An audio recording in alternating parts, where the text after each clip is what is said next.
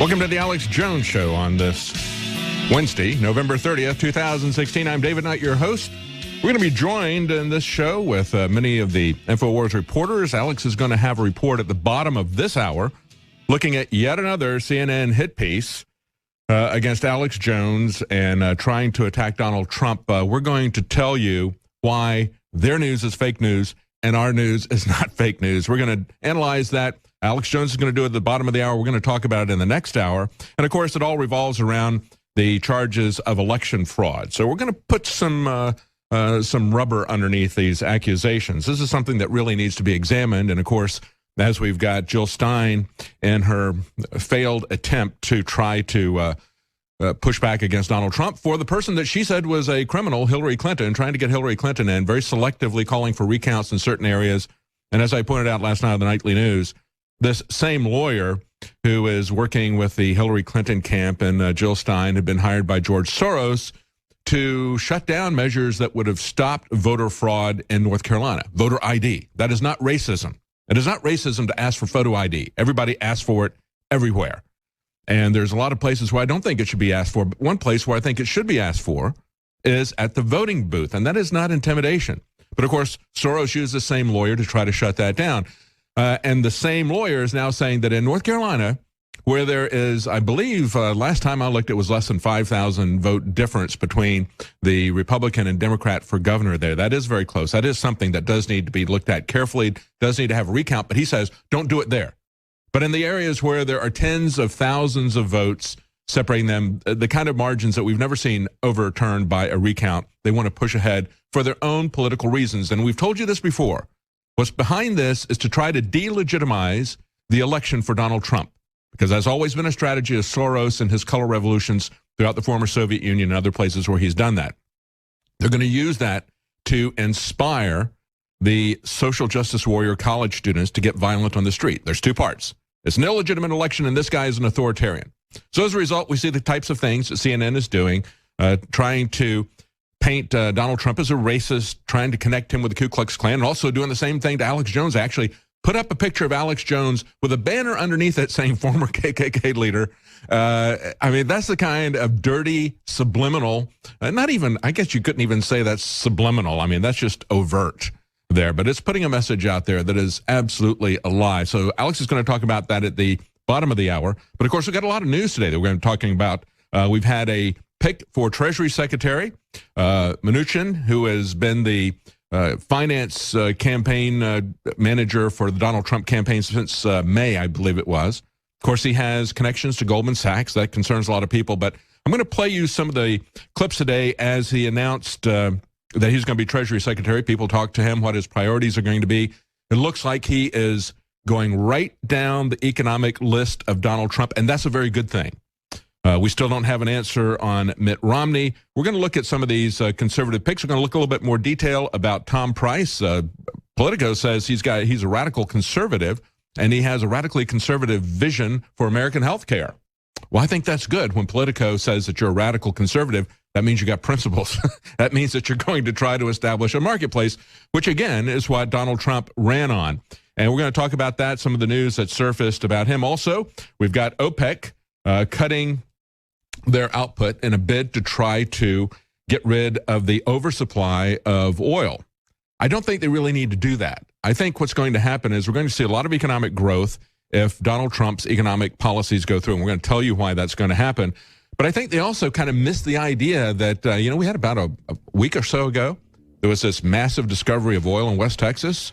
They're not going to be able to control the market by trying to dry up the supply of oil. Ain't going to happen. And they're not going to be able to do it politically either, because Donald Trump is going to unleash our economic engine here in this country. Stay with us. We're going to be right back.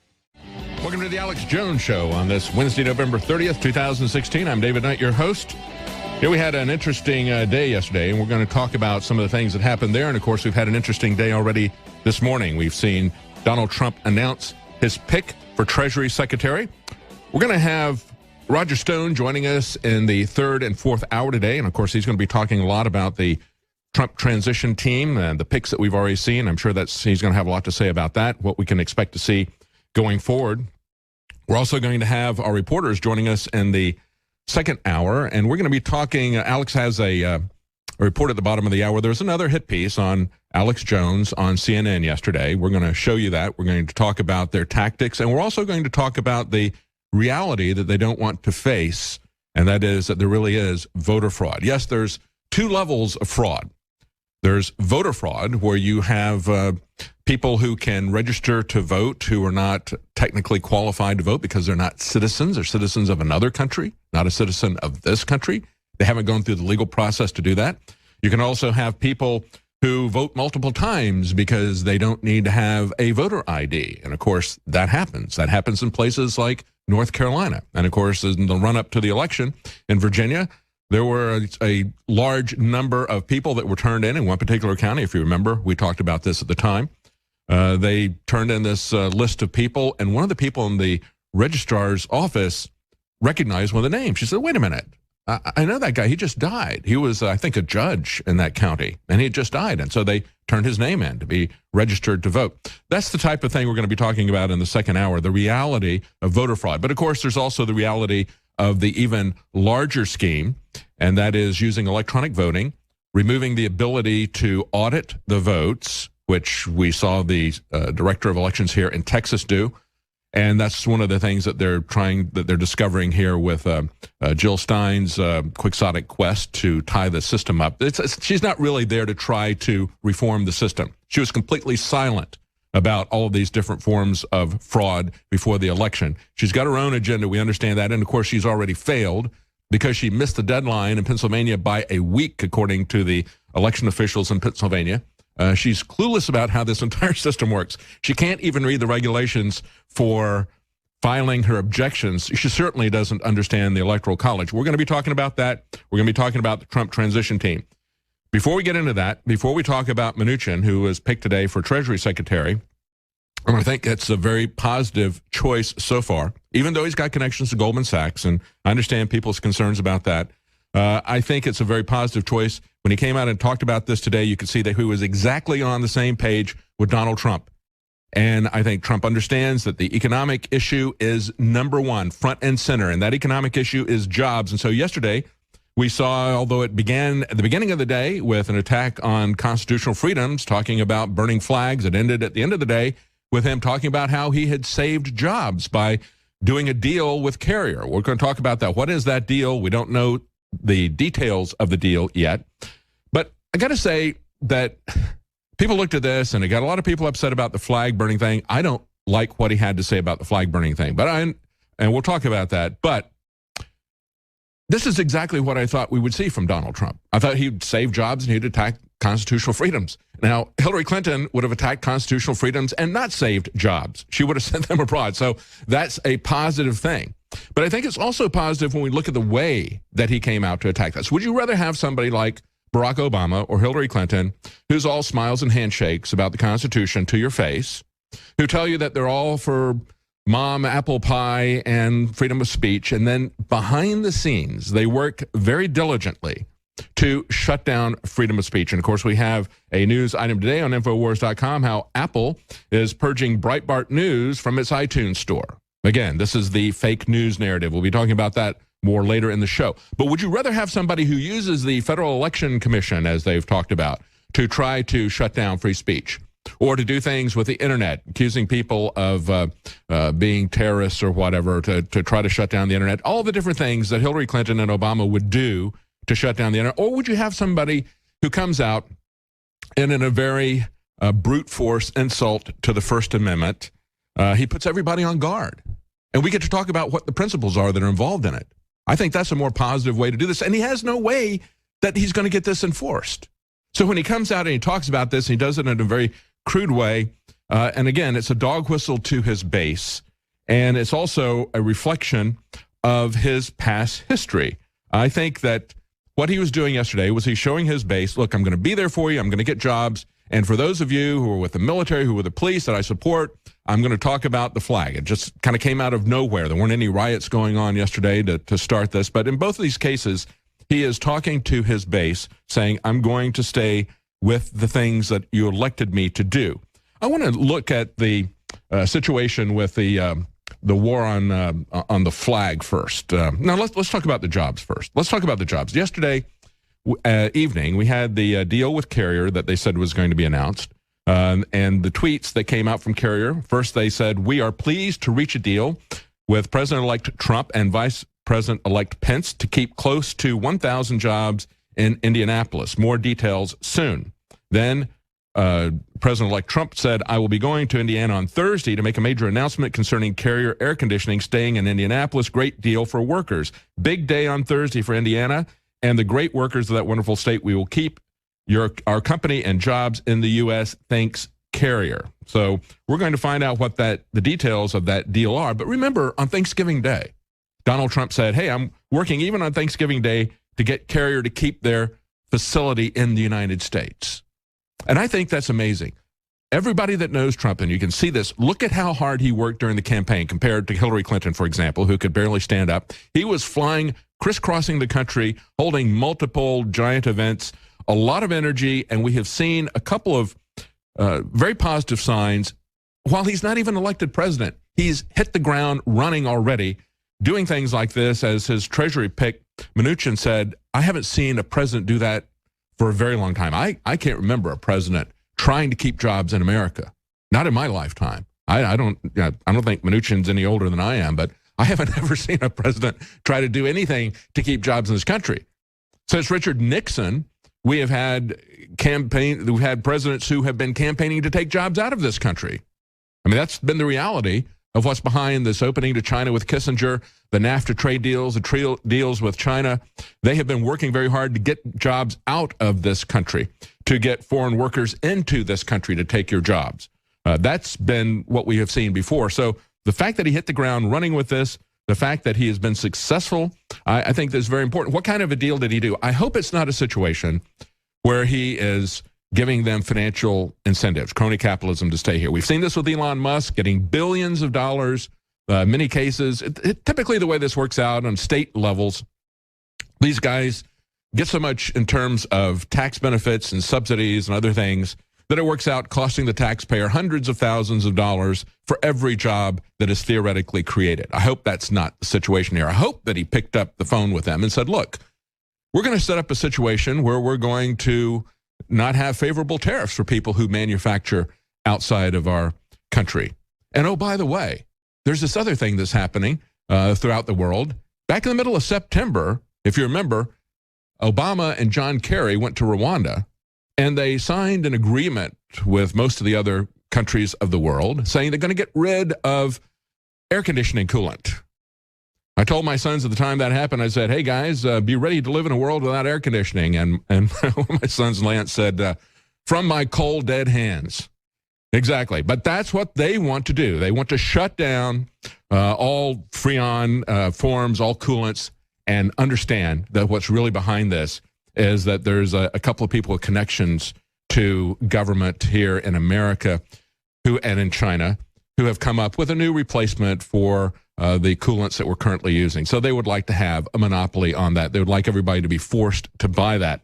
That's usually what is behind all of this stuff, all of these unicorn fart regulations. And I call it unicorn farts. Today, we see that in California, they're seriously going to try to regulate cow farts. So it's not as strange as things look. Reality gets even stranger.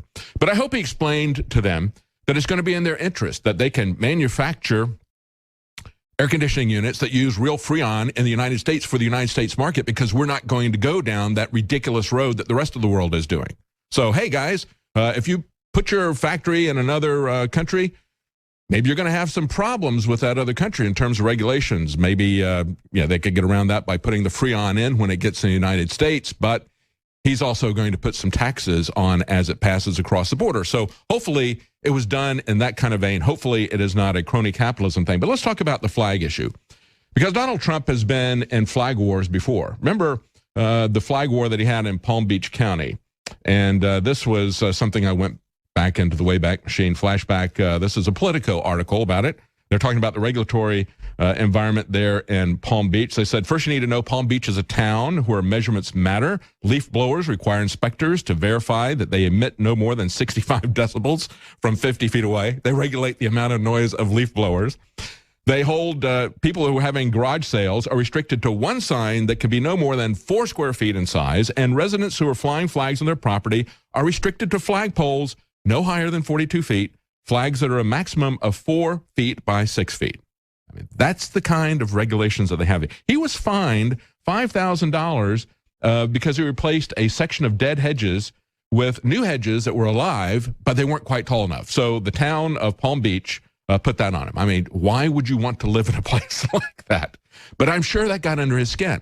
And that's a great thing when you got a president who has seen excessive regulation. I think it's one of the reasons why he tweeted out, hey, I'm going to get rid of about 70% of the regulations. I don't know. To put a number on it like that, he doesn't have an exact number, but there is a lot to be cut there. So we're going to talk about his war in support of the flag. We're going to talk about the story that's on Infowars.com. A Navy vet's home was vandalized and torched by anti-Trump extremists.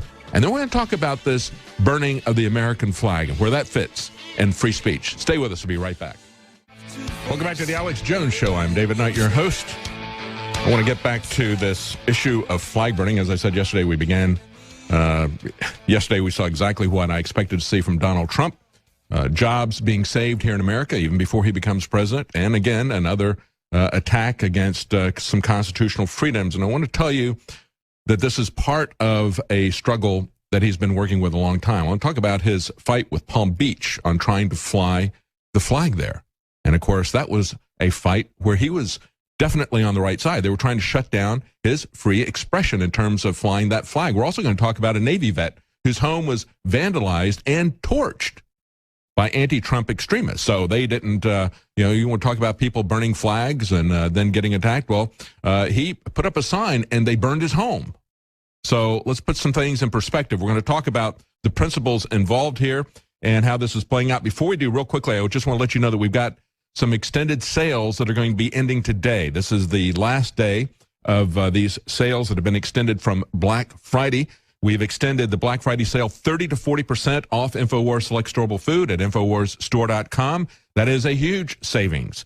30 to 40% off our already very competitive price on storable foods. These are going to last for 25 years, all made in the USA, all non-GMO, all packaged in a kind of packaging, as you can see at the website, very high quality packaging, and even Ziploc seals, so that when you finally break that seal, you can reseal it for short-term preservation there as well. Also, when you go to InfoWarsLife.com, we also have a couple of supplements that have been put on a massive discount, 30% off Super Male Vitality and Silver Bullet, 50% off. Both of those are at InfoWarsLife.com. Both of those are going to end today. Today is the final sale for those three things, actually. Super Male Vitality, 30% off. Silver Bullet, 50% off. And 30 to 40% off InfoWars Select Storable Food.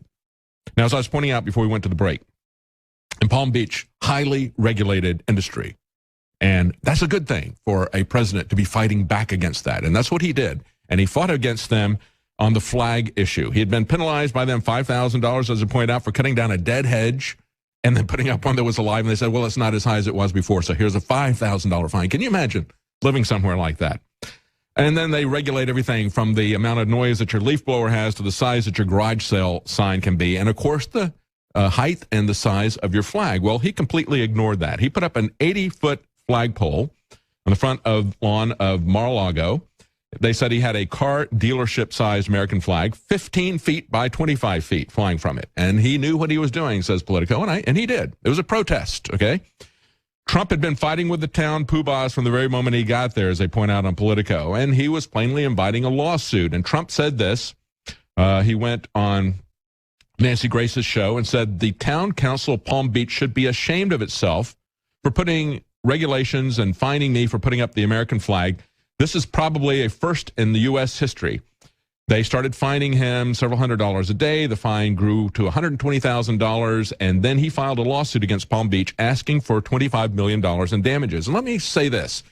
I've lived in some places where there were a lot of regulations on signs and other things in North Carolina, but they always made exceptions for flags, especially for the American flag. Some places would exempt all flags, but pretty much all of them in North Carolina would exempt the American flag. That's why you see it flying so much at car dealerships, because it gets attention and it gets around the regulations on their own signs. But, flying a flag is political speech, and he exercised that, and he prevailed. They essentially did a deal, as Donald Trump does. They waived the $120,000 worth of fines that they had done, and he agreed to give $100,000 to veterans charities, and it worked out. And he made his point. And that's the whole point that we're looking at here. You have to understand that when we talk about the flag, and if you say that it is a symbol of our Constitution, a symbol of the free speech that you fought for, I agree. But we have to not destroy the thing itself in order to protect the symbol of the thing. You understand? The real thing is free political speech. And burning a flag is political speech. Justice Scalia said that as well. And so we know that when you put that out there, we don't want somebody getting their home burned because of their political speech. We don't want somebody getting attacked because they're wearing a Donald Trump hat or getting their car destroyed at a rally. We don't want to see that happening. And we don't want to see threats from people like Joe Manchin saying, yeah, you can burn a flag, but then I'm going to punch you out, or Donald Trump saying we're going to take your citizenship or put you in jail. That isn't going to happen. It's good that we can have that kind of discussion, though. And I'm glad that it is a frontal attack. I understand the other people would have done that as well. When we come back from the break, Alex Jones is going to talk about the latest attack from CNN, trying to paint us as fake news. No, their news is fake about voter fraud. He'll be right back with us right at the bottom after we come back from break. Welcome back to the Alex Jones Show. I'm David Knight, your host. We're going to have Alex pushing back against the CNN attack on him yesterday. But, of course, we have another article on Infowars.com today showing how this is stacking up. Apple has purged Breitbart News' app from the iTunes store. See, everywhere we look, we're seeing this kind of censorship. This is the pushback. They're using the fake news, the hoax news, labeling Breitbart, labeling Infowars. Is that because they've pushed out the conspiracy theory for so long, calling people that it hasn't worked? So they've got to come up with a new term. That was something, of course, that if you question the official story, going back to JFK, we had the FBI, CIA, government coming out saying, oh, they're conspiracy theorists. I don't believe that one guy with a gun could get all those different angles on the president. But we have this magic bullet theory. And forget the witnesses that were there that heard shots from the front. Forget the Zapruder film. Forget all that stuff. If you do that, you're a conspiracy theorist. They have used that to gaslight people for 60 years, is it now? Let's say it was 50 years, I think, so it's about 53 years, I think. So they've used that. It's getting old. It really got old this last time. So now they're going to fake news. Now they are purging news. And, of course, Apple setting up their own news filters, Facebook setting up their own news filters. That is a very important, but very subtle attack, but there's a more open attack on free speech and on the news outlets that really did carry the day, like Infowars, like Breitbart. And that's what we're going to play for you coming up from Alex in just one moment. One of the things I think is important, there's also some breaking news. I just asked the guys during the break if they'd had the vote for Pelosi. They looked like they were going to have their own transition team with the Democrats as well, but it looks like she won that and is going to remain as a minority leader in the House. When we look at the pushback on Donald Trump in terms of trying to divest himself of business stuff, everybody forgets how Nancy Pelosi used all these different issues to ingratiate herself. But we're going to talk about that more. Let's go to Alex talking about the CNN report that aired last night. It's been a cozy relationship from the beginning. I will not let you down. You will be very, very impressed, I hope. And I think we'll be speaking a lot. But Donald Trump and Alex Jones, the conservative conspiracy theorist and operator of the website Infowars, which seems to be a place where Trump gets a lot of his information. Jones can take credit for spearheading some of the most outrageous theories on the internet, from claims that 9/11 was a government conspiracy to the Sandy Hook shooting being faked. Jones' theories reach tens of millions each month and are now often echoed by the next president of the United States. The controlled corporate fake press, after losing the election 3 weeks ago, has only massively intensified their deception campaign against the American people. They are now censoring Infowars.com, DrudgeReport.com out of major libraries, out of Wi-Fi being provided across the country and the world. They're putting out fake news lists, and then those sites are being delisted. Breitbart had its app just deleted out of the iTunes store. We've had things like that done to us as well. This is unprecedented what's taking place. Now, I started getting calls yesterday afternoon when I was driving home at about 6 with people saying, yeah, they just flashed it up on TV, coming up, the man that Donald Trump gets his info from, and they said it said under it, KKK leader in the promos. But by the time the show actually came on, they weren't showing the KKK leader garbage. But here's why this is important. It's done not subliminally, but in plain view. So I call it kind of quasi-subliminal. It's just total yellow journalism on multiple levels. It says former KKK leader endorses Stephen Bannon. And then it's under me, under Alex Jones, under my face from a video about a completely separate subject. And then they pop up the name Alex Jones under it. So if you're a TV viewer, we're showing you that right now. So this is how they deceive. This is how they manipulate. This is how stupid they think their readers, their viewers are. I mean, this is unprecedented. The one other time I saw them do something like this was Fox. And it was Bill O'Reilly talking about sexual predators online, and then cut to a video of me yelling about corrupt government. Had nothing to do with it, with my face turning red. You know what it's like to go to sleep every night knowing you work for a bunch of psychotic killers and you bastards are probably going to end up killing me one day? Hate speech. Now Facebook is apologizing for allowing it worldwide. But can anything be done to stop the hatred, which is directly linked into the IRS Tea Party scandal? Facebook having a terrible problem with that, and recently hatred against women has caused a major controversy. Postings have encouraged violence, rape, other atrocities against women. Hate speech is not a difficult thing to identify. It's based on personal attacks designed to injure. That's hate speech, and Facebook knows it. So it's just say the word child molester and show somebody's face, or say the word KKK and show somebody's face. It is the lowest level of just baseless disinfo. And again, I say it's almost subliminal because you're just there watching the news and you see Alex Jones's face, and then it says KKK leader, and then it says Alex Jones promoting something that's coming up. It's just all done to mix it together and to deceive people in a massive way. Now, I've got to be honest with the viewers and listeners. I've kind of gotten punch drunk to this. I am so accustomed to just mega level deception by the fake news media, who dubs us fake media, total inversion of reality, that I've just gotten, I don't even pay attention to it very often. When I say hundreds of articles a day attacking me by name, it's hundreds. Now, 30 years ago, that would destroy somebody. But it only empowers us, and therein lies the delusion of these people. All the thinking people, every race, color, and creed, now understand this media is foreign-owned, globalist-run, out to get us. They see the Pope lecturing us and telling us what we should do, and the communist Chinese and the Saudi Arabians and everybody else, and they see through it. But truly, the reason they're trying to derail what Trump is doing and calling it racist and demonizing it is because it will end their global system.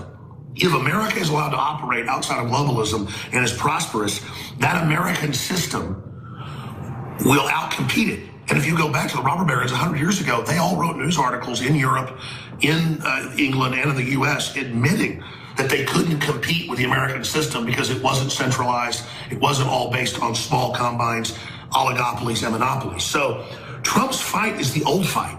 It's the American fight. That's why it's so powerful. It's not just some ideology he went and made up somewhere. So when the media sits there at Reddit or the New York Times and says, what is globalism? Does it exist? No. It's like telling a child that A, B, C, D, E, F, G doesn't exist. It's like saying that George Washington didn't exist.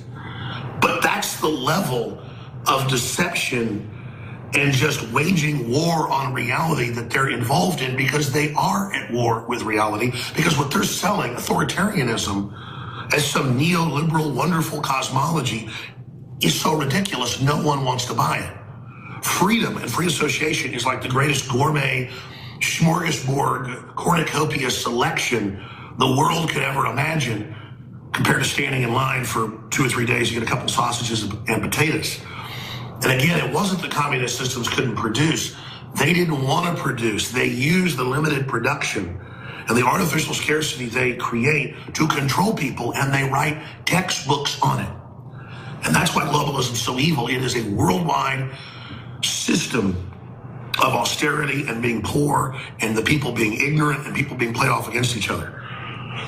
So the fact that they are upping their game 24/7 attacking Stephen Bannon and yours truly, Alex Jones, tells you something. They know Stephen Bannon is a patriot and an anti-globalist and wants to launch a plan to make even the poorest people wealthy in comparison to other nations.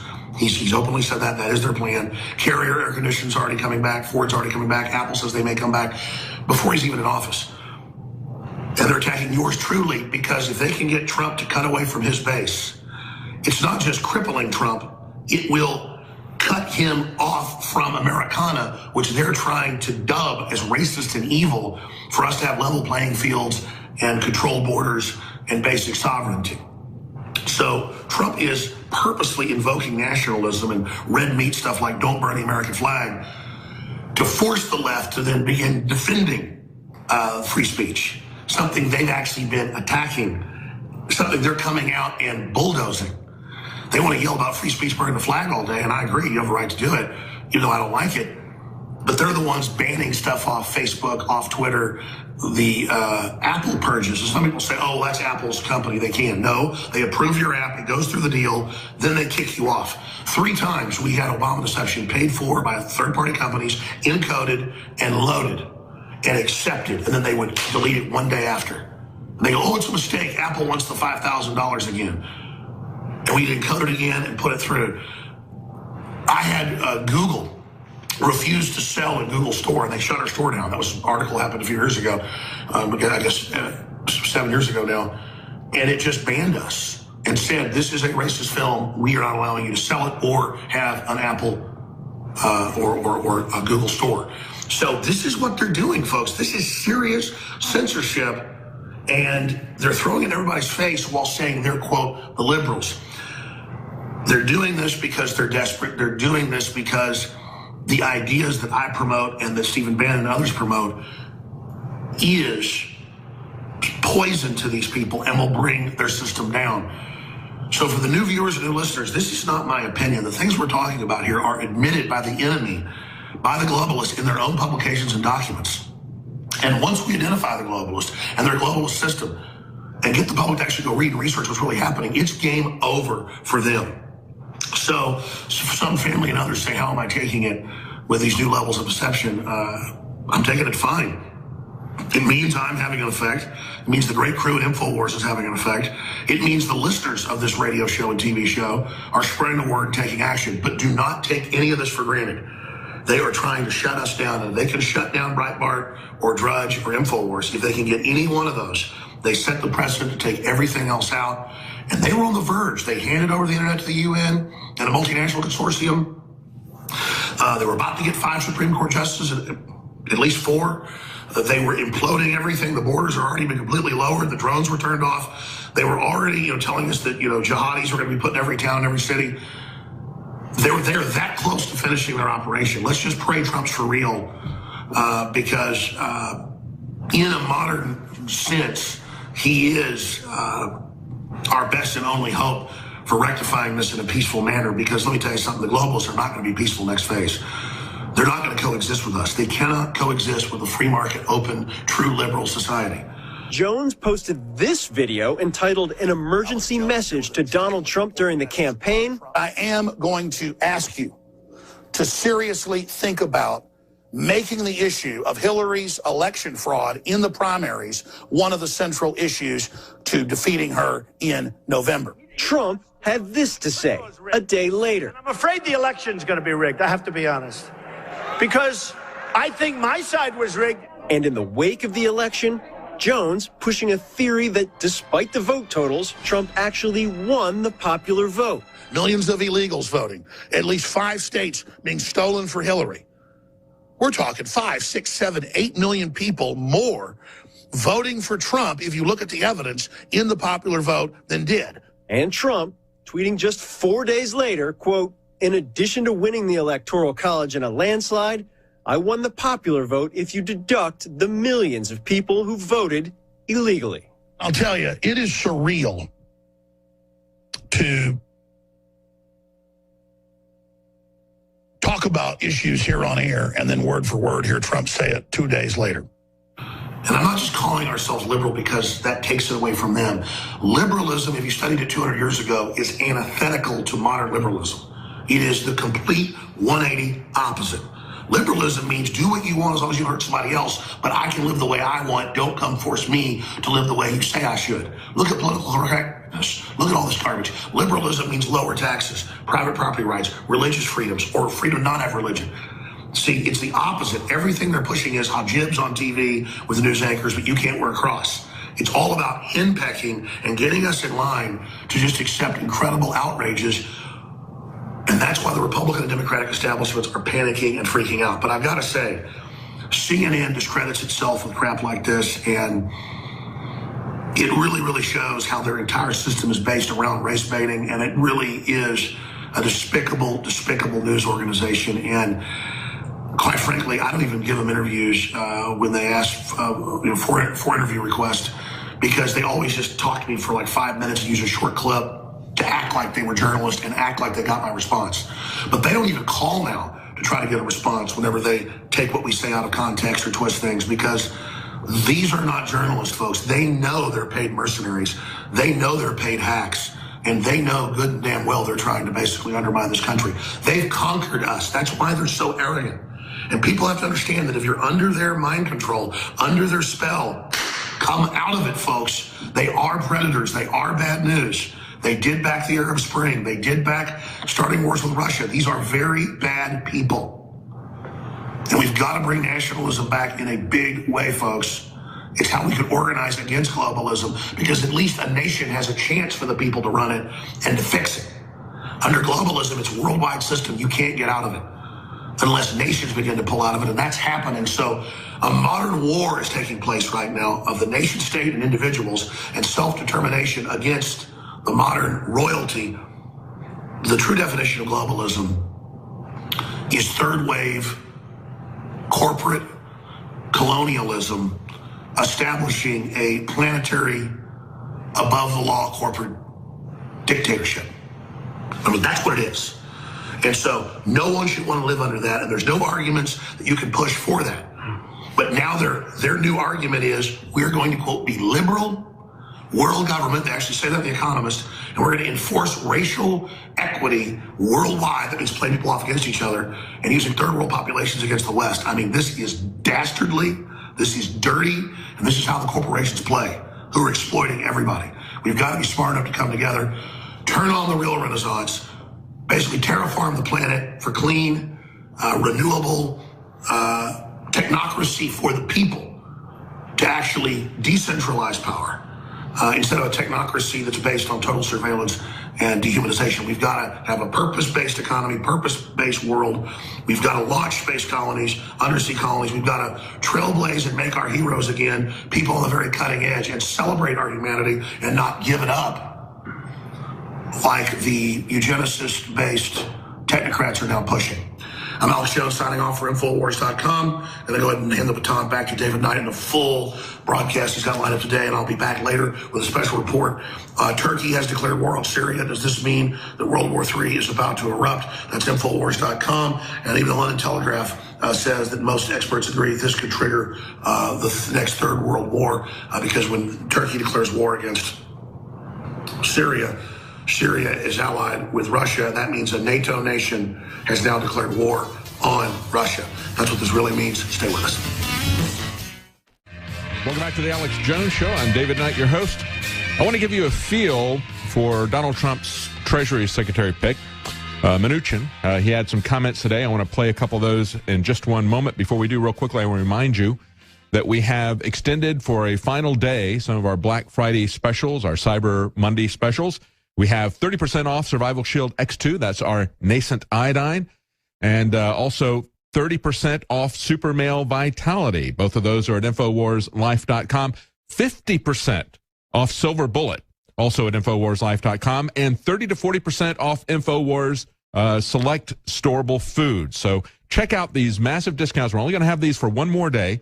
30% off Survival Shield X2 Nascent Iodine and Super Male Vitality, 50% off Silver Bullet, and 30 to 40% off InfoWars Select Storable Food. This is a great time to stock up. We really appreciate your support. That is what has helped us have such a big impact, that they are doing regular hit pieces on CNN just as they're trying to ban us and shut us down, trying to shut us down through the news aggregators that they're creating with Apple's operating system, as well as taking Breitbart out of the App Store. So this is the kind of pushback that they're doing. As Alex pointed out in that last piece, it's absolutely amazing to see the dishonest fake news of CNN putting his picture up there, then putting a lower thirds underneath it, former Ku Klux Klan leader, and not saying coming up or anything, just former Ku Klux Klan leader, and then underneath that, Alex Jones and Infowars.com.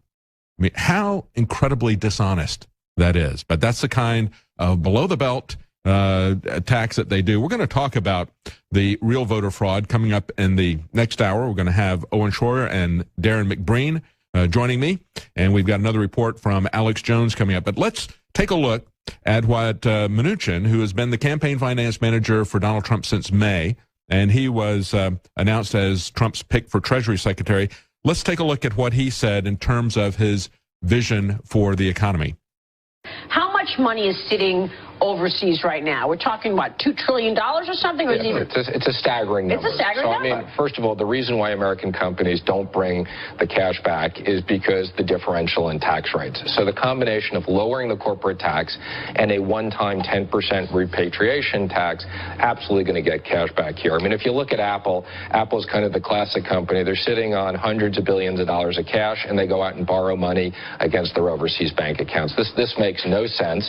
And they've said the reason why they're doing that is because of like high corporate tax rates. So we think there's going to be hundreds of billions, if not trillions of dollars that's going to come back, and that's going to create infrastructure and create jobs. Well, it makes no sense on one level, but it makes a lot of sense on another level because you've got 0% interest rates. Right, but you already have Apple talking about now bringing factories back. I love it. Did you hear that last year or the year before? No. Yeah, now you're hearing it. Exactly.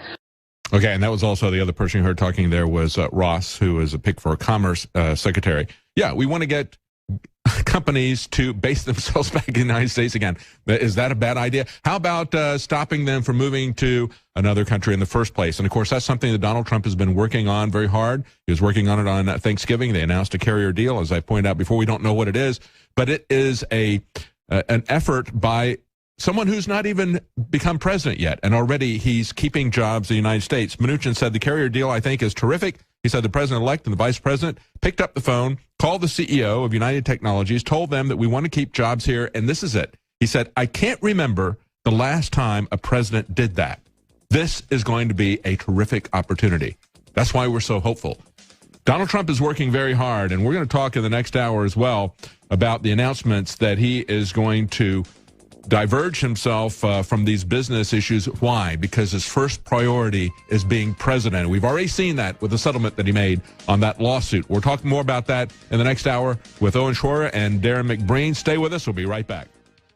18-year-old Somali refugee Abdul Razak Ali Artan, who obtained a green card to enter the United States in 2014, injured 11 students on the Ohio State University campus yesterday, first striking them with a car and then exiting the car to attack the students with a butcher knife. WorldNet Daily reports campus police chief Craig Stone said, our officer was on the scene in less than a minute, and he ended the situation in less than a minute. He engaged the suspect, and he eliminated the threat. The suspect is DOA. Artan had been quoted in the campus newspaper, The Lantern, several months ago, complaining about the school's lack of Islamic prayer rooms. He blamed the negative view Americans have of Muslims on Islamophobia, planted in their minds by the U.S. media, not by the numerous terror attacks or sexual assaults. And the delusional blame game continues to mushroom. Tariq Nasheed, an extreme left documentary filmmaker, bemoaned white officer Alan Haruko, who shot and killed the black Somali stabbing suspect in Ohio, is being paraded as a hero? That's interesting. Anti-Second Amendment Senator Tim Kaine tweeted, deeply saddened by the senseless act of gun violence at Ohio State this morning, praying for the injured and the entire Buckeye community. Of course, no gun was used. Paul Joseph Watson pointed out that a woman named Kay tweeted, poor kid goes through hell as a child in Somalia, comes to America, probably been bullied by racists in white Ohio. Now he's dead. Thanks, Trump. And even the New World Order chimed in as Anna de Rothschild tweeted, thoughts and prayers are with the victims in Ohio. America must wake up and abolish your Second Amendment. It is 100% the problem. Trump is blind. Meanwhile, back here in reality that exists 24/7 outside of the Twitter universe, people in Columbus, Ohio now have more reason to be looking over their shoulder. As recent as February of 2016, Mohammed Berry, a Muslim immigrant from Guinea, charged into the Nazareth restaurant and deli in Columbus, Ohio, and attacked the patrons with a machete in what was described as a bloodbath. Berry was shot dead. CNSnews.com reports 98,799 Somali refugees have settled in the United States since 9/11. More than 99% of those refugees are Muslim, reflecting the religious makeup of Somalia's population, which is almost entirely Muslim, predominantly Sunni. The largest number of Somali refugees arriving in the country since 9/11 have been settled in Minnesota, almost 16,000, Ohio, more than 7,500, and sizable communities also in Texas, New York, and Arizona. America chose Trump for a reason. Paul Joseph Watson writes, just 3 weeks ago, Trump cautioned that Somali migrants in states such as Minnesota were refusing to integrate and that a portion of them posed a terror threat. Some of them are joining ISIS and spreading their extremist views all over our country and all over the world, said Trump. Of course, no one wants to call it a terror attack, but Berry and Artan were just following orders from terrorists. Business Insider reports Michael Smith, the founder of Security from Kronos Advisory, who has advised Congress on terror-related issues, pointed out on Twitter that an ISIS video released days before the OSU attack showed a French ISIS member demonstrating how to kill people using knives. The ISIS member also called for attacks in the West, and in the past 2 months, English-language ISIS propaganda magazines have called for vehicle and knife attacks. Sorry, Anna de Rothschild and Senator Tim Kaine. Thanks to people like you and your globalist policies, this is precisely why Americans need their Second Amendment rights. John Bound for Infowars.com. Welcome back to the Alex Jones Show. I'm David Knight here with Owen Schroyer and Darren McBreen, a couple of our other reporters. We're going to be talking about the attack piece on Alex Jones by CNN and this narrative of fake news. But, of course, we just heard that report from John Bound at the top of the hour talking about how the left is trying to defend this guy who attacked people in OSU. And, of course, I've got an article here from Politico, solidly in the Hillary Clinton left camp, solidly attacking Donald Trump, saying Trump tweets that the alleged OSU attacker should not have been in our country. They think this is a winning issue. That's how out of touch they are with the electorate. And, of course, Trump said on Wednesday morning that the OSU student who allegedly wounded, okay, I don't know that we need the allegedly there, several people during a stabbing attack was, quote, a refugee who should not have been in our country. Were these people, was he vetted? When I saw these reports, guys, they didn't even know what his age was. Plus or minus 5 years. They don't know anything about this guy, and yet he is a legal permanent resident. This is what Donald Trump said from the very beginning. They tried to push this thing by saying, well, he wanted to ban all Muslims. No, what he was saying was we need to stop all immigration from certain countries until we can vet the people who are coming in so we don't have this exact thing. He was proven right. And now they continue to try to attack him, saying, look, he's attacking Muslims. No, it's Muslims who are attacking us. By the way, Jimmy Carter did the same thing during his administration in the 70s. Yeah. Right. And that was to stop any people from Iran coming in, and they were seriously vetted, and a lot of them were not allowed into the country because of the whole Iran crisis and the whole hostage crisis. That's right. So they always try to make this a kind of a Republican type of thing, but the Democrats did the same thing in the 70s. That's right. Well, how are you supposed to properly vet people that come from a country that doesn't have any infrastructure? How are you supposed to find out somebody's age who doesn't even know it themselves? Yeah. So we know that this is going on, and this is something that, refugee programs have to deal with. I mean, this is a humanitarian effort to take care of these people, but the problem is ISIS knows this. So what they do is they infiltrate these refugee groups. They say, oh, I don't know my age. I don't know where I came from. I'm from a country with no infrastructure. And of course, the problem is we created ISIS, and we created the regime overthrow that created the refugees. I mean, we created that. So when you look at the Aleppo boy and your heart goes out to him, as it should, understand that it was Hillary Clinton who set the Middle East on fire, who created this situation, and who tried to do everything they can to prevent the Assad regime or the Russians who are working with them to try to stop this and get back to a peaceful situation. Hold on a minute, They're not David. better off. CNN says that's a conspiracy. That's right. I heard it last night. It is a conspiracy, but it's not a theory, okay? Let's talk about the fake news of CNN. We've got a Trump economist, Steve Moore, who takes him on. I want to play this clip and get your comments on this. And when I say fake news, I mean stories that are designed to trick people into believing lies. Let's be clear. Donald Trump will lose the election. Right now, Donald Trump will lose the election. I mean, if you look at the battleground states right now, Donald Trump's going to lose. This is different what Donald Trump's doing. It's sinister. It reeks of Joe McCarthy. Texas is still competitive. Is the election over? I mean, a lot of political scientists would say at this point, nothing matters. Today, Citibank said if Trump's elected, the market will go down 3 to 5%. If Donald Trump wins the election, the stock market will tank. And that would hurt the stock market. If Trump were to win, the stock market would go down. One of the pillars of the infamous blue wall. Think about if she can hold there, that's a key part of that blue wall. Trump clearly going after that blue wall. It's whether Hillary Clinton's going to win by a small margin or whether we're going to essentially annihilate Donald Trump. I think Hillary will win. And most analysts are saying that Hillary Clinton's going to win in a landslide. I still think it's likely that Hillary Clinton will win. 38 or 40% of people, roughly speaking, are going to have voted for Trump. And if Donald Trump does lose, particularly if he loses in the face of a massive turnout from Latino communities. But there's an invisible surge with the Latinos. The surge of the Latino vote, that's going to be enough. It's a surge in Hispanic Latino voting. This is the number right here we're all going to be talking about after the election. It is the Hispanic vote. But the surge of Latino voters, African-American voters and Hispanic voters and college-educated white women especially are coming out in droves. He claims that the media is lying and that its reporting cannot be believed. So Donald Trump will lose. They're the most basic, pure form of fake news. Yeah, the most purest form of fake news. You just saw it, the clips from the mainstream media themselves. And everybody has seen that. Just a reminder in that real tight clip of what they've been lying to you about. And so they're trying to get that back. And, of course, they can't let go, guys, of this notion that Donald Trump actually won. I mean, you were trying to drag them into reality, kicking and screaming, but they keep screaming and kicking even louder, trying to say, we're going to pull this back. Oh, the Electoral College has got to go, this and that. We're going to have a revolt of electors. None of that's going to happen. And yet this piece that they did last night when we said, yeah, there really is election fraud. There really is voter fraud. Everybody and if we knows that. Yeah, we know that. And so you want to create this false illusion that Hillary Clinton, and it's amazing to watch this after the election. These people continue to persist, but I keep watching her vote total grow.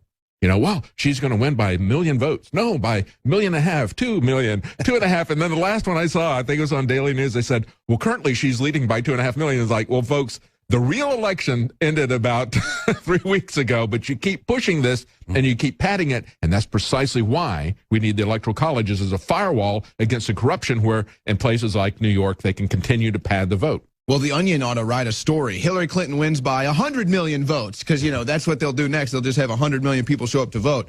But this is amazing. This is the second time that the Clinton campaign is going to try to have their cake and eat it too. Let's remember they said that there's no such thing as rigged elections. Don't worry about voter fraud. We've got it under control. But meanwhile, out of the other side of their mouth, they're saying that Russia is hacking the elections. We need to beware of Russia. Which is it? We've got people, overlooking the elections to make sure they're happening. So they tried to have their cake and eat it too there. Now they're trying to do it again. They're demonizing Donald Trump for talking about illegal voting or voter fraud while they're recounting the election. And of course, she said that it was absolutely, it was going to destroy the fabric of American democracy to question the results of the election. Yeah, the peaceful, it's a tradition to overchange power peacefully. That's right. Well, CNN, they're digging their own grave. All right. They've lost all touch with the American people. I mean, they're basically tabloid journalism. And the more these hit pieces come out, I think, thanks for the plug. I mean, a lot of people, they had... I'll give him this much. It looked good. For the first time, at least I saw Alex Jones. Pictures of Alex look good. Yeah. You know, usually they'll show him from like 2006 in our old studio to kind of give us a, you know, not such a credibility look.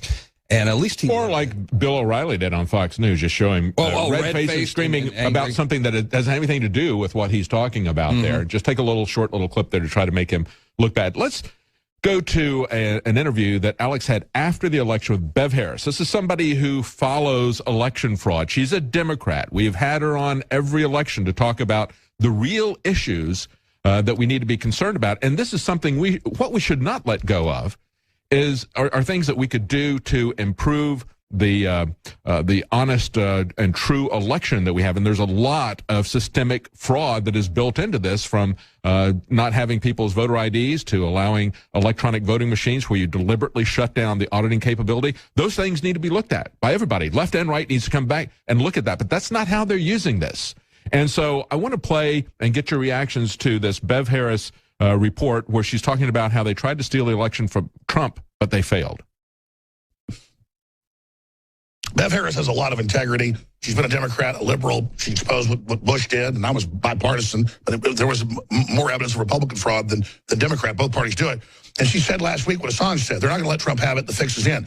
I'm no rocket scientist, but I've studied this. I saw places where she won by such margins, even their fake polls didn't say that. But they weren't in full control. You can't stop a landslide. I don't know Bev Harris's view on this yet.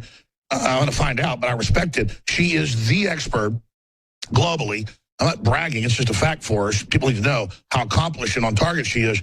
She's had more exposure of election fraud than everybody else combined. And that's not poo-pooing all those great folks. She is so effective. And when she was on a week and a half ago, it made national news. She released the information here on the fraction magic, these programs they found around the country that have no reason to be there but for fraud to pre-program what's going to happen at the central system. And, of course, Soros is involved, and she just said it. You know, most of the evidence is it's the Democrats, it's Soros. It looks like they're trying to do this. Well, and just a lay looking at this, being up all night covering it, having the polls for each state in front of me, it looks like they weren't in control of some areas, and that's why Trump won, because of such a landslide. But it should have been an even bigger victory. And so it looks like that again, what Bev Harris has always said on the show for 15 years, you can't steal a landslide. Now, I'm going to find out if I'm wrong or I'm right here from her. And, of course, we're pretty close to this right now. We'll know more as it unfolds. But Bev Harris, I mean, is that basically accurate what I said, or is it wrong? Yeah, basically accurate. You did pretty good, Alex. You know, as I was watching yesterday, a few observations. One thing struck me very early in the morning yesterday is they had been planning fireworks, and then the Clinton campaign suddenly canceled their fireworks. And they did this early in the morning, which makes me curious as to whether, you know, their intel, they already knew they were in trouble at that point, because it didn't make sense otherwise. They may have still thought they could pull it off. Another thing that struck me, though, I have seen, particularly with the Democrats, a tactic where they'll take a concentrated blue area and hold back the results for hours and hours and hours. For example, when Hillary ran against Obama in the primary in Indiana. Let's hold that right there, because we're coming up to a break. And what you just said about them holding the vote, that is something I've seen over and over again. Show us your card. You know, you play a game of poker, right? And then it's always the urban areas that are under control of the Democrats, just like we saw in North Carolina, where there's a very close gubernatorial race there, where they tried to pull it out for Hillary Clinton. They let the most heavily controlled Democrat area go for another hour and a half. And then they came in with 100,000 votes for the Democrat candidate there. That's what we have seen over and over again. But this is the first time I've seen them holding back their votes and continuing to pump these things in for like 3 weeks after the election. I mean, it's absolutely insane. We're going to be right back with Owen Schroyer and Darren McBreen, and we're going to talk more about how there are other people besides just Bev Harris pointing out how this thing is going to be audited, and we're going to show you exactly how they rigged this election. We'll be right back. Welcome back to the Alex Jones Show. I'm David Knight with Oren Shore and Darren McBreen. And Darren is going to be with us to the bottom of the hour. At the bottom of the hour, Alex is going to be joining us with a report about provocative actions from Turkey and NATO. Still trying to provoke war with Russia. And, of course, that's something we should be very concerned about. I've had a number of discussions. I've had an interview with a Russian news source. It's amazing how optimistic they are because they've seen a loaded gun to their head, which they're still pointing at their head at this moment. But they've seen that. They felt a great sense of relief with Trump's election. So hopefully this is not something that's going to continue. We're going to get to that CNN report. I want to get your comments on this, Darren. Real quickly, though, before we go back to the news, we have, for the last day today, extended the specials that began on Black Friday and continued on through Cyber Monday. 30% off Survival Shield X2 Nascent Iodine. That was our very first product, folks, because it is so important. It's a very important nutrient to have to increase your health, to help your functioning of your brain. Also, Super Male Vitality, 30% off, part of our Cyber Monday free special. Again, these are going to end today. This is the last day. Then 30 to 40% off of InfoWars Select Storable Food at InfoWarsStore.com. And finally, the biggest discount of all of them, 50% off Silver Bullet Colloidal Silver. That's at InfoWarsLife.com. This is the last day for these specials. So take a look at these specials. Massive discounts. 30%, 30 to 40%, 50% off. The big discounts across the board on these basic items that you need for your preparedness and for your family's health. Darren, talk about what you think is the overall strategy of CNN. We were talking about that during the break, but just tell the audience where you see this. The overall strategy. I think it's a chilling effect. What they are trying to send a warning to Donald Trump. Stop. Don't refer to InfoWars. And also, this is a message that they're continuing. It's the bullet point, the talking point about fake news. In fact, in the hit piece, they mentioned fake news. Yeah. And they said that basically implying that Trump gets his intelligence reports from conspiracy theory websites. So I think it's a chilling effect. It's going to backfire just like it always does and always has. Yeah, they're putting out that narrative, as you point out. Well, look, Pence is in all these meetings and he's getting all the intel briefings, but Trump's just hanging out on Twitter. That's not true. Yeah. Pence came out today and said, I've never seen anybody so engaged, instantly grasping what's going on and asking very deep questions about what's going on. He catches what these guys are saying, and he asks them very pointed questions about where this headed. And he's smart not to trust all the intelligence reports. He doesn't necessarily trust the CIA. That's right. And remember, it was Harry Reid who said he's the one that suggested that they give Trump faulty intelligence reports. Yeah, exactly. So what's he complaining about if he thinks he's getting false? He's like, he can't trust the intelligence report. So, I mean, come on. Yeah, it's going to be interesting because we have a clip they're going to play later in the show, probably when Roger Stone joins us to talk about Trump's picks, because he's had a lot of picks. And, of course, pushing back against that, Chucky Schumer and Harry Reid had a press conference. And they were saying, well, we're going to have something to say about this. He's not going to get these confirmed. Well, it was Harry Reid himself who got rid of the rule of having 60 or 67 senators had to confirm these picks. He said, no, we're going to do it with just a simple majority of 51. So I was like, okay, you made that rule. You're going to die by that rule because you're not going to be able to stop any of Trump's picks. So it's interesting to see how this thing is shaking out. Owen?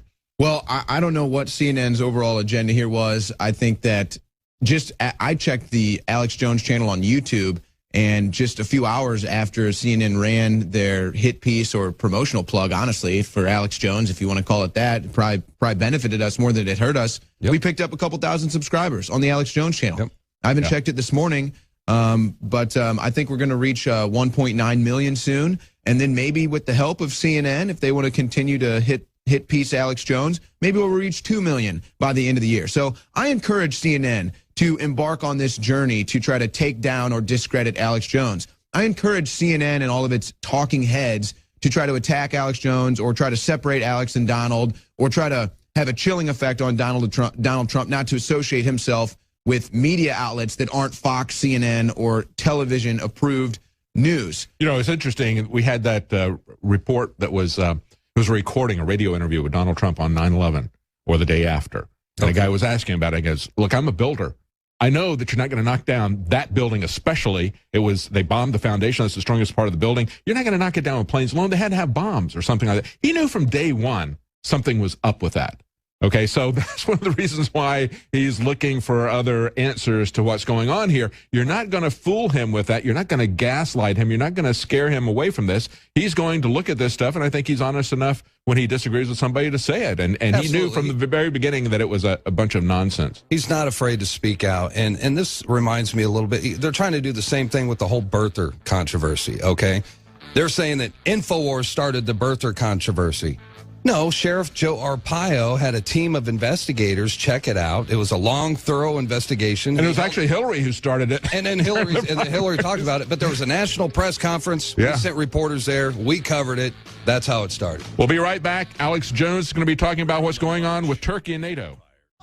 Welcome back to the Alex Jones Show. I'm David Knight with Owen Schroyer. And, of course, we've been talking about the CNN attack on InfoWars. You know, it was we played this quote over and over again from Hillary Clinton where she said, it's an information war and we're losing it. Well, now she's lost the election, and they're desperate to try to get this narrative back. We just saw today, Owen, that Breitbart's app was taken off of the Apple Store. They're trying every technique they can to try to get back their monopoly on information, because that's the only way that they're going to win is if we don't have a free market of ideas, because in that free market of ideas, they can't compete. And this is the way they go about soft censorship, where they don't just have to erase Breitbart. They just have to remove Breitbart, excuse me, from the biggest platform. So, you know, you have an Android, you have an Apple phone, most people do. Okay, well, it's still on Android, but if you have Apple, unfortunately, you just can't get Breitbart news. Sorry.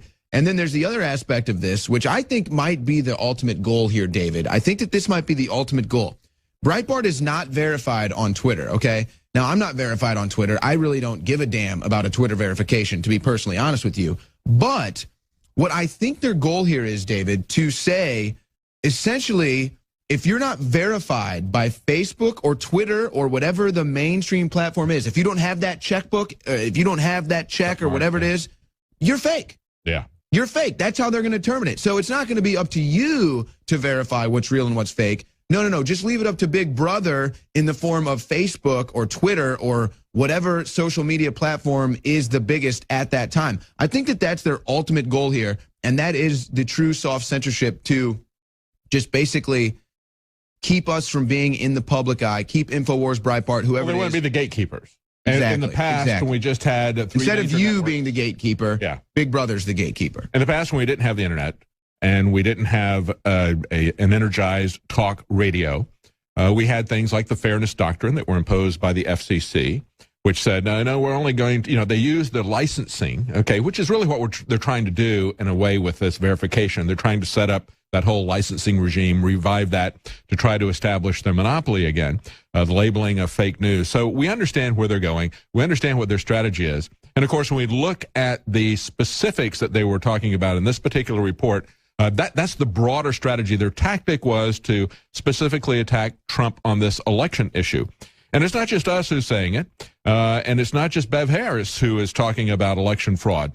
WND had a report where they talked to Catherine Engelbrecht of True the Vote. She says she's convinced that Donald Trump is correct, that there was a lot of voter fraud. And, of course, when we talked to Bev Harris, she was talking about election fraud, where they found that on some of the software, instead of having integers, which is what you would expect when you're counting votes, you're only going to have whole numbers. They set it up for floating point calculations, which would mean that they'd be able to do a mathematical transform and allocate votes. There was absolutely no reason from a programming perspective that you'd have anything other than integers unless you were planning on doing something exactly like that where they are summing up the votes. But this is what True the Vote said. She said, we're going to have a reliable estimate of the number of people here.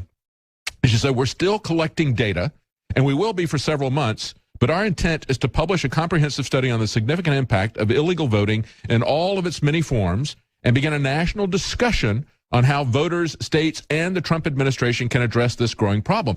We need to understand that Donald Trump won this because he had a landslide turnout, just as we've seen with the people who showing up to watch him in the public speeches that he gave, and Hillary Clinton or Bill Clinton would only couldn't fill up a small basketball stadium or something. They had massive tens of thousands of people showing up to see him. So we understand it was a landslide.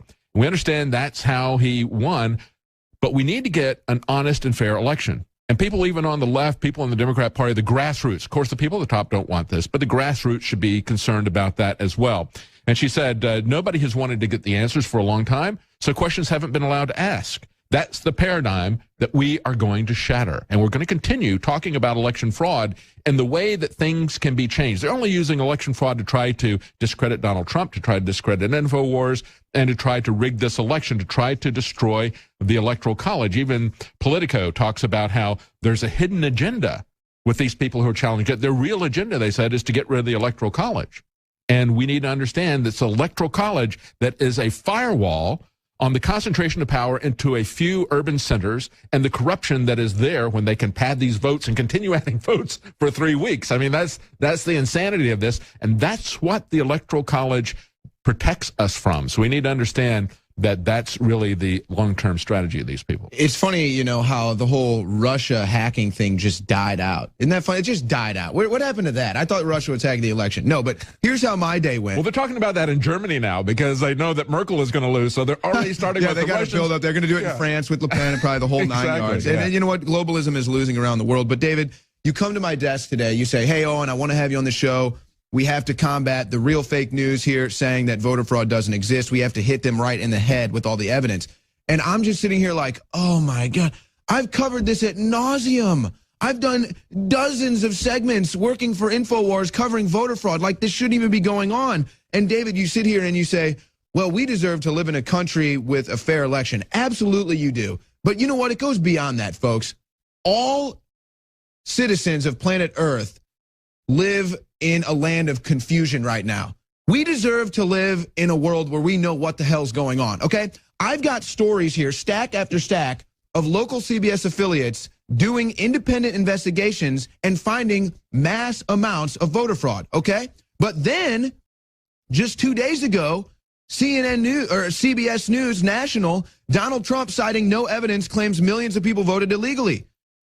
Your own network, your own independent investigations is covering voter fraud, and then you're going to print out a story saying Donald Trump cites no evidence. Why do I have to live in a land of confusion? Why do people have to live in a land of confusion, David? And ultimately, I think that's what we are trying to stop at InfoWars. You can say whatever you want about us. You can put whatever monikers you want about us. We might even get it wrong sometimes, but I'll tell you what. We are sick and tired of living in the land of confusion. I want to know what the hell is going on. I want to know why dead people are voting. I want to know why Donald Trump is claiming millions. I want to know why CBS is saying that there's no evidence and then their own independent investigations find evidence. That's what I want to figure out. That's what we at InfoWars want to figure out, David. Well, that's the disconnect between the local reporters who are actually reporting news that happened and then the propaganda reporting, which is like what we used to beam into the former Soviet Union with Voice of America. Remember, it's just a few years ago they said, hey, we're going to make it legal to do that same kind of propaganda reporting by the government into the United States. And, of course, they don't really need that. They've got their own false media. But you're talking about the narrative about the Russians rigging the election and everything. Let's talk about what's really going on. I just got put on my desk here. Twitter says it would consider banning Donald Trump's account. Okay, there you go. Well, you know what, Twitter, if you just want to shut down your entire business model, you do that. Donald Trump is probably the best thing that happened to Twitter. Isn't Twitter stock like dying already? I mean, you already banned Milo. Oh, this is crazy. They would ban Donald Trump's account. Yeah, this is going to be the end of these people because the more obvious they become about this. First of all, he put Twitter on the map. Everybody started talking about Twitter. I got more involved with Twitter, frankly, because of Donald Trump. I wasn't really very involved with Twitter because I thought it was a great way for people to interact, and I like the way the news feed is there. But you know what? They don't have a monopoly on information, and they're going to lose what they do have. They're delegitimize what they're doing. If they ban Donald Trump, they're going to really shoot themselves in the head. This is just amazing. These people hate Donald Trump so much, and they don't even understand they're handing him the world on a silver platter. Yeah. Don't you understand discredited fake news, that all Donald Trump has to do is start his own news network and he defeats you? Don't you understand that all Donald Trump has to do is start his own social network and he defeats you? I mean, you are handing the entire world on a platter to Donald Trump and you don't even realize it. That's how blinded you are by your hate for the man. Amazing. That's amazing. But, of course, the fake news was about the Russian involvement, but there are very provocative things that are happening. I want to get Alex Jones' report about something that's been a very provocative statement by Turkey's Erdogan, talking about how they're really going to war with Syria and Russia. Here's that report. Massive wars are something that most people never believe can actually happen until it actually happens. Like a Mount Vesuvius erupting or a Mount St. Helens. Those sleeping mountains seem like they're dead until they awaken and rain down fiery death. Most geopolitical analysts believe that the world is closer to a new world war than ever before. Trump being elected obviously took the defense condition from 2 and 3 back to 5, back to the lowest condition, and there is some detente going on. But Erdogan, who has had all sorts of problems in Turkey, he basically staged his last election, that's admitted. There's been attempts to overthrow him, there's been multiple coup attempts, everybody knows about that. He came out yesterday, and this has gotten no attention in Western press. Michael Snyder wrote about it for Economic Collapse blog. It's on Infowars.com. And if you read his headline, it's not sensational. It's what's happening. Turkey has declared war on Syria. Does this mean that World War III is about to erupt in the Middle East? Now, let me explain what this really means. It actually means war in the Middle East between NATO and Russia has been declared by NATO, but it doesn't mean that that physical war has started yet. But it's kind of like the horse's gates open and the buzzer sounds and the gates open. So he's a NATO member. There's a defense pact with all the NATO nations, North Atlantic Treaty Organization, set up for World War II, that if one nation attacks, they will all back that nation, or if one of those nations is attacked, they will back that nation. So you've got Turkey, gateway to the West, basically playing chicken with the world or holding the world hostage. He came out 2 days ago and said, if you don't accept millions more migrants and give me billions more dollars and give me more power in the EU, I'm going to just let millions of more Middle Easterners come in out of Syria. All the folks from the Middle East that basically invaded that country, part of the 5-year-old Arab Spring that our government's financed openly. So the West starts all this. Turkey's involved. They've been attacking Syria for 5 years with aircraft and with bombers and with artillery and with tanks. But now this is in the mainline state-run Turkish news. I mean, I didn't just believe this article. I went and looked it up. They've rolled in with tanks, fighter bombers in the north, and they say, quote, we are going to overthrow the tyrant Bashar al-Assad, and has declared war on Syria officially. Now, he does that because that triggers NATO. Now, who's got a defense agreement with Syria? And who's been invited in by Syria? And who didn't start this 5 years ago? Russia. I'm not picking sides here, folks. This is crazy.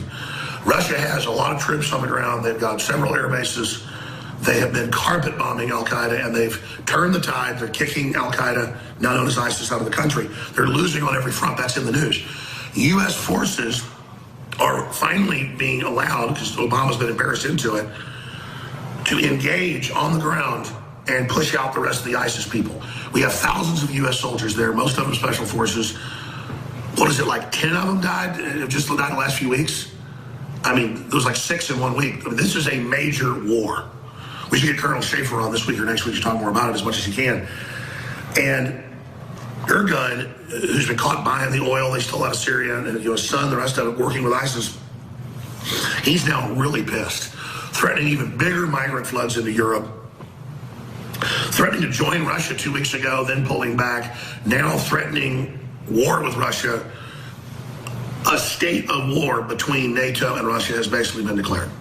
If you look at the treaties, and that's exactly how the London Independent and others a few months ago said that this could lead to World War III and is the biggest tinderbox in the world if they use the example Turkey was just get another plane shot down and then respond, or if Turkey was to invade and then the Russians have to back up these Syrians, which they've said they'll do. And again, I go back to this. I wouldn't be saying do this if Syria was run by bad people because it's their own nation. I don't want to start World War III. We're not an empire. We're not supposed to be.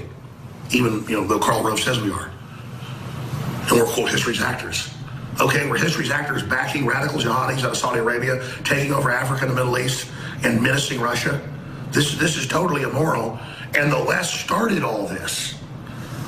then when their Somalis and Syrians and others stab people at grocery stores and shopping malls and colleges, we're told they're not jihadis, and don't say that or you're a racist.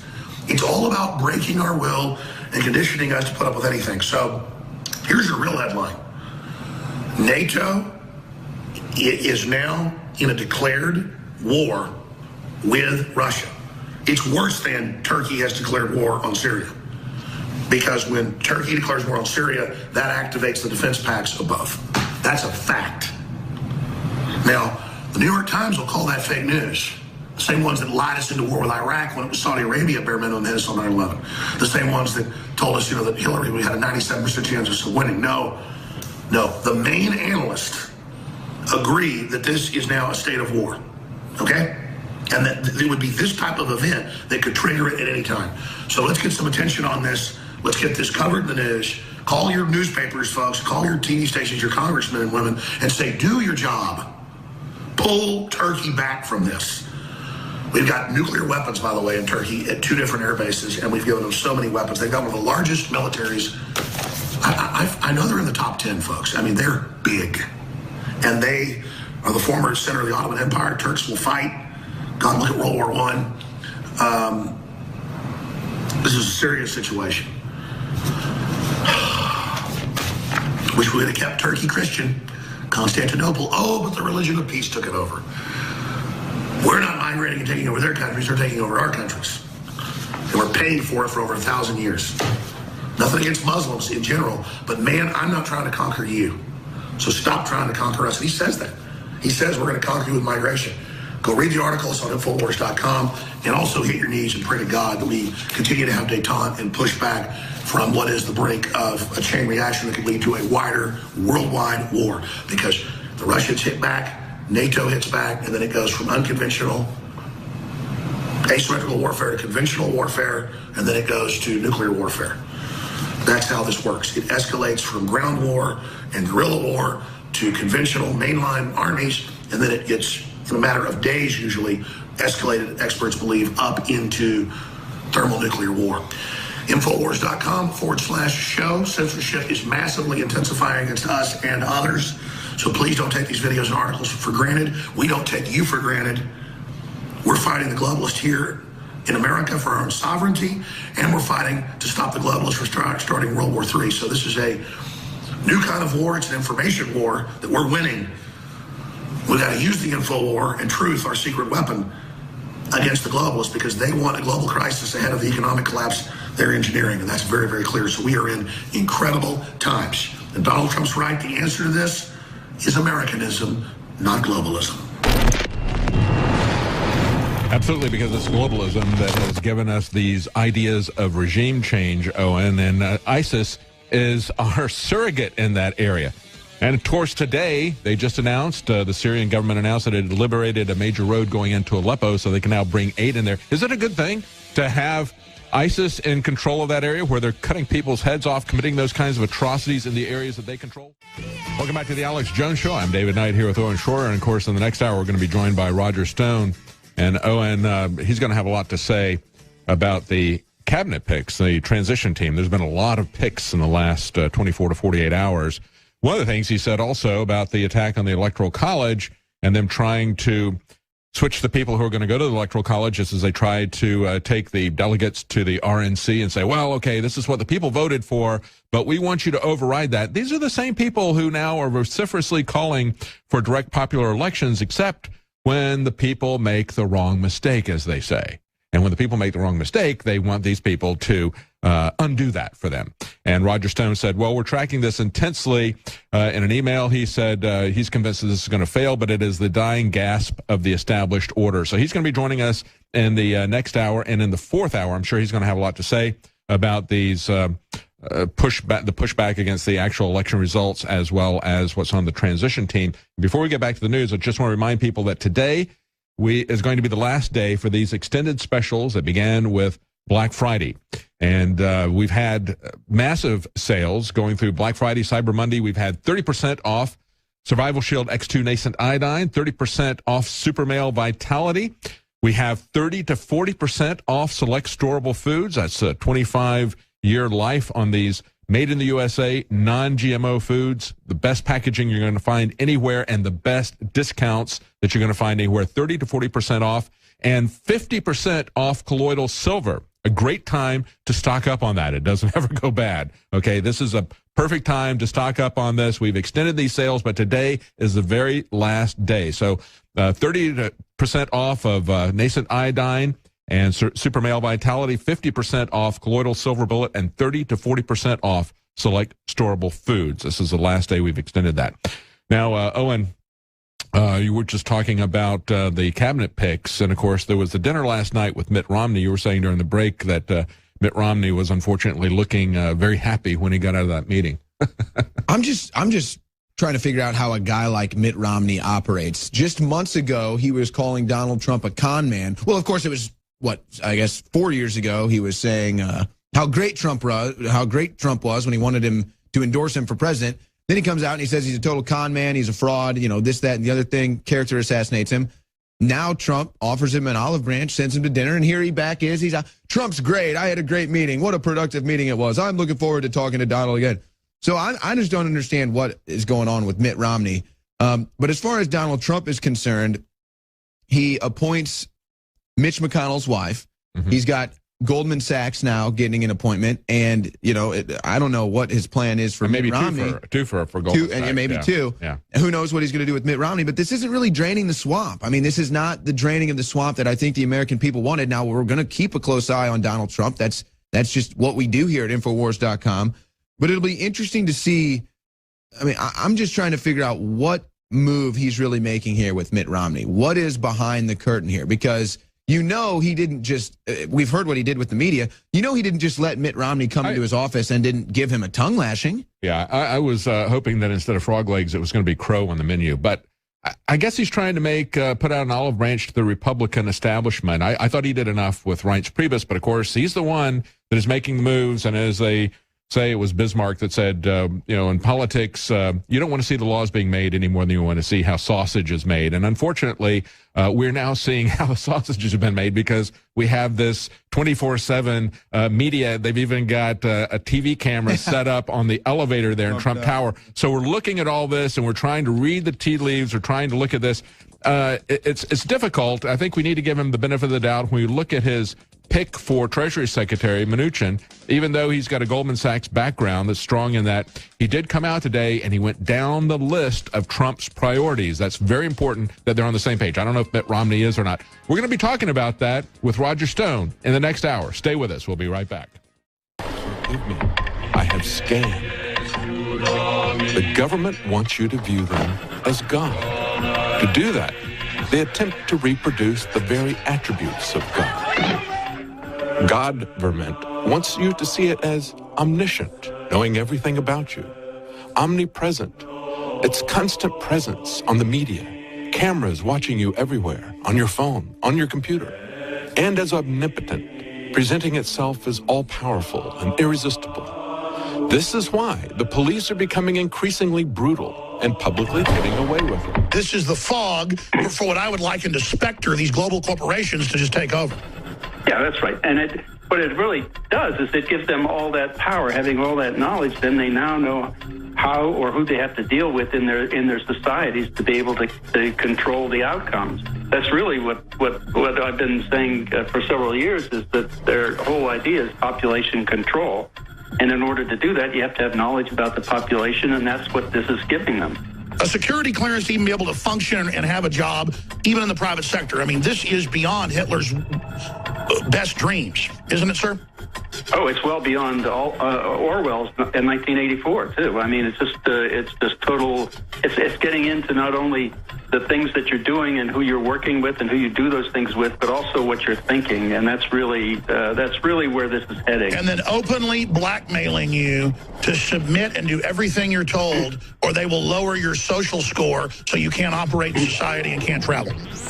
Yeah, and if they can't get to you, they'll get to somebody you care about, just like the KGB did. On December 1st, 2016, the spy state will slip a Fourth Amendment violating procedure into the Federal Rules of Criminal Procedure. Notice the term procedure. According to an article released by the Electronic Frontier Foundation back in April, the amendment to Rule 41 isn't procedural at all. It creates new avenues for government hacking that were never approved by Congress. The proposal would grant a judge the ability to issue a warrant to remotely access, search, seize, or copy data when the district where the media or information is located has been concealed through technological means, or when the media are on protected computers that have been damaged without authorization and are located in 5 or more districts. It would grant this authority to any judge in any district where activities related to the crime may have occurred. The first part of this change would grant authority to practically any judge to issue a search warrant to remotely access, seize, or copy data relevant to a crime when a computer was using privacy protective tools to safeguard one's location. All of those using a VPN service, or even those denying GPS location of their devices through a map app, for example, are subject to being implicated by the little-known procedural amendment. And while the federal hackers are hacking your device or computer with malware, malicious hackers with far better experience hacking botnet devices will be hacking the federal government, causing any and all of your private data to be exposed simply because you were exercising your right to privacy, which is apparently a crime now. And all of it done with zero public debate. 2.5 weeks ago, it was discovered that there were 17 cell towers in the southeast actually, that were fake cell towers. They were, rather than transmitting phone calls directly to who you were talking to, they were planting software on the devices that you were using to connect. Well, you don't have to actually put a cell tower beside the road or on top of a mountain. You can put it in the back of your car and put an antenna on the top of your car and be anywhere. And they look and sound exactly like real cell towers. These devices are manufactured by the Harris Corporation. They're the only company that manufactures them. And they have a contract with all of their customers saying that the customer cannot talk about where they bought the equipment from or the fact that they own this equipment. Google was founded by the CIA and NSA, on record 14 years ago. Apple is really a CIA front. Microsoft is pre-CIA. It's an IBM front that actually created the CIA. You might want to look into that. Who set up IBM, what its goal was. World domination, master race, eugenics. IBM was probably the main funder of Hitler. If you're a new listener, that sounds crazy. Just please look it up. Okay. John Bound for Infowars.com. Welcome back to the Alex Jones Show. I'm David Knight, but I'm not going to be your guest host this hour and the next. Our guest host is going to be Roger Stone with Stone Cold Truth, and I'm anxious to see what he's going to talk about. He's got several guests that are lined up, and, of course, there's been a lot of news. In the last 24 hours, we've seen Donald Trump's pick for Treasury, his pick for Commerce.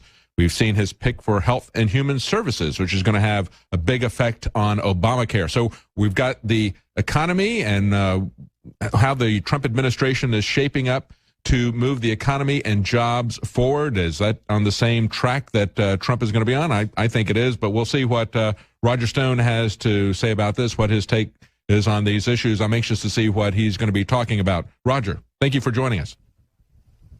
David, thank you very much.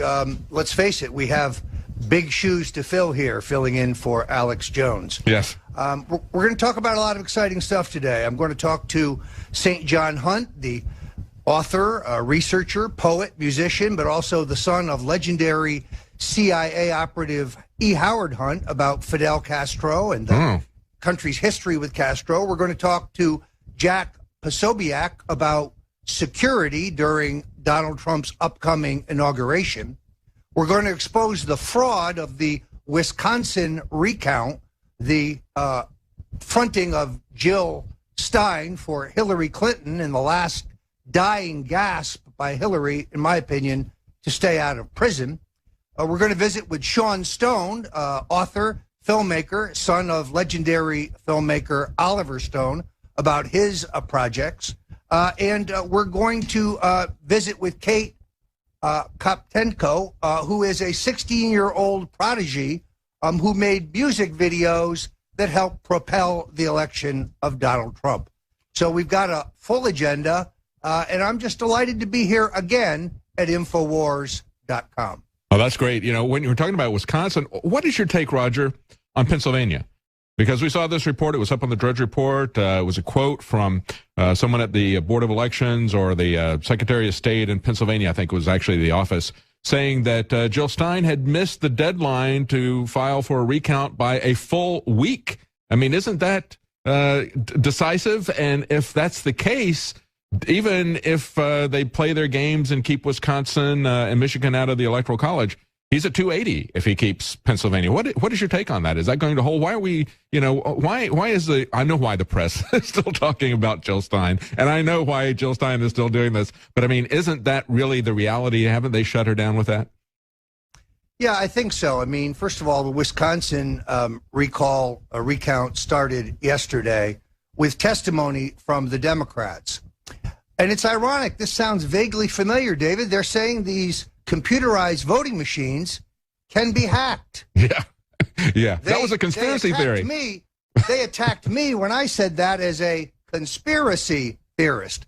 Yeah. You may also recall when Donald Trump wasn't willing to readily endorse the outcome of the election without knowing whether it had been fairly and honestly conducted, he was savagely attacked for tearing at the fabric of our democratic society, for undermining the underpinnings of our democratic system. Now, of course, Hillary Clinton is doing exactly that. The hypocrisy is pretty rich, isn't it? They think they can flush that all down the memory hole and it isn't just going to go away. I mean, we don't even have to go back and look at their statements on the internet. It was just a couple of weeks. We all remember that. We don't have that bad a memory. Yeah, it's really extraordinary. Basically, what we learned yesterday in Wisconsin is the Democrats have nothing. They have a theory.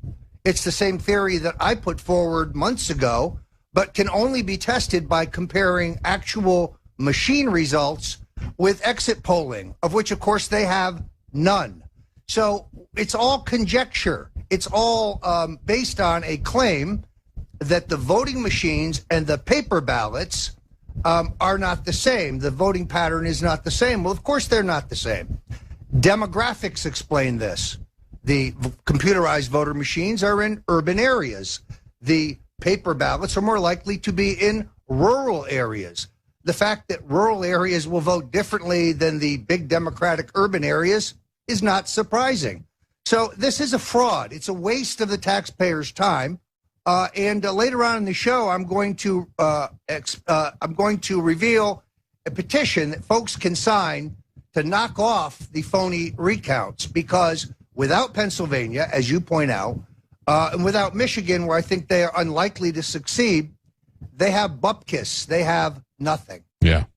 Yeah, of course, you saw this coming. You started Stop the Steal a long time ago. You knew that there were going to be, if it had been a real close election, and it really isn't, you knew that it was they were going to pull these kind of shenanigans. So this is nothing new, but it needs to be pushed back against. And we do really need real election reform, and we need to be able to have the ability to audit this stuff. That's why we talked about what's happening here in Texas, where they shut this down with the electronic voting machines, where there is no capability to go back and get those records. That's a real problem, and people on both sides of the aisle need to understand that and do something about it. But that's not what their goal is in this, and we all understand what their goal is. Agreed. Great to be back here at InfoWars. Well, I'm going to let you take this, Roger. Thank you for joining us, and thank you for guest hosting. I'm really anxious to hear these guests that you've got. Me too. So, we are going to revisit the entire question of the recount. We're going to look very closely at the legal process in Wisconsin and Michigan and Pennsylvania. A little later in the show, I believe coming up, St. John Hunt, who is a very interesting fellow in his own right. St. John is an author, a poet, a musician, a singer-songwriter, and, of course, he is the son of the legendary CIA agent E. Howard Hunt, later infamously one of the Watergate burglars. St. John joins us today because he has a special knowledge and history regarding Fidel Castro and this country's involvement with Castro since the 50s. Now, it is interesting to me that the mainstream media continues to try to depict Fidel Castro as some kind of dashing, romantic, modern-day Robin Hood, when in fact he was a murderous thug, a mass murderer for that matter, an oppressor of Christians and gays and others, and that Castro was running and is still running under his brother's regime, a gulag, where there is no freedom of speech, while there is no freedom of assembly, while there is no freedom of religion, while there is no freedom of expression. So joining me, hopefully on the line, is St. John Hunt. St. John, welcome to InfoWars. Thank you, Roger. It's good to be back at InfoWars, and thank you for having me, and thank all your listeners as well. I just wanted to add something about your take on Castro, and of course, I did a little fact-checking myself. There's an article in the Wall Street Journal recently called "Counting Castro's Victims," and it's based on the work of Professor Armando Lago. And he places a number approaching 100,000 deaths, murders as a result of, direct result of Fidel Castro's oppressive regime there. So, you know, to those people that have glorified and somewhat romanticized Castro as a, you know, seeker of truth and freedom and, you know, some sort of visionary, he may have been that at times, certainly early on in his career when he was liberating Cuba from the oppressive regime that the Batista had been running there, which was working hand in hand with the American mob and the government. You know, he may have had some romanticism attached to him at that point, but very quickly he realized that to maintain control and power, he went on a murderous rampage. And by President Obama recognizing Cuba, he's basically recognized a mass murder regime. So it's funny how a little island like this could have such a huge influence on American political history, and certainly it influenced my family. In 1959, my father, as a CIA agent, went to Cuba undercover to assess the regime there, and he came back and chaired a meeting which was put together by Tracy Barnes of the CIA to establish a task force to assassinate Castro. At the meeting, of course, my father was there, David Atlee Phillips, and a number of other well-known CIA assets and agents. And my father was the first CIA official to put forth that an invasion of Cuba had to coincide with the assassination of Fidel Castro. So a group was put together, presided over by Richard Nixon, who got funds from George Bush Sr. To put together this group. They called it Operation 40 because in the beginning there were 40 members, later expanded to 70 and perhaps some more than that. Some of the names of these assassins and operatives of Operation 40 read like a who's who of American history. Ted Shackley, David Morales, Barry Seal, Porter Goss. It goes on and on and on. Some of the Watergate burglars were members. But as Frank Sturgis put it so well, he stated that Operation 40 would, upon orders, assassinate either members of the military or the political parties of the foreign countries that you were going to infiltrate or invade, and if necessary, some of your own members who were suspected of being foreign agents. So this was an off-the-shelf CIA operation which had assassination as its primary focus. And of course, we know now that the CIA made many attempts with and without the mafia to get rid of Fidel Castro. Operation 40, of course, didn't stop with the assassinations of Castro, but went on to be involved in many other assassination attempts. Some were successful and some weren't. All right, St. John Hunt, thanks for joining us here on InfoWars. Welcome back. I'm Roger Stone, filling the very big shoes of Alex Jones today on InfoWars. I want to bring your attention to the extension of the Cyber Monday free speech special that's been offered here at the Infowars.com store. Now, you can achieve two great things here. First of all, they have their special male vitality formula, which is 30% off during this very special sale. Now, the revolution isn't free. It costs money to keep this beacon of free speech, InfoWars, in business. So you can achieve two things. You can strike back at those who want to restrict the internet, those who want to gag free speech by libertarian and liberty-oriented organs like Infowars.com, Breitbart, Daily Caller, and others, and you can help finance what we're doing here. At the same time, you can take a proven formula, which has literally hundreds of endorsements from satisfied users. So it's a win-win for both sides. I really strongly urge you to go to the Infowars.com store and grab the Super Male Vitality Formula. I don't think you'll be disappointed. So we are now going into a crucial phase of the Trump administration, and there is, of course, the massive struggle over who will be Secretary of State.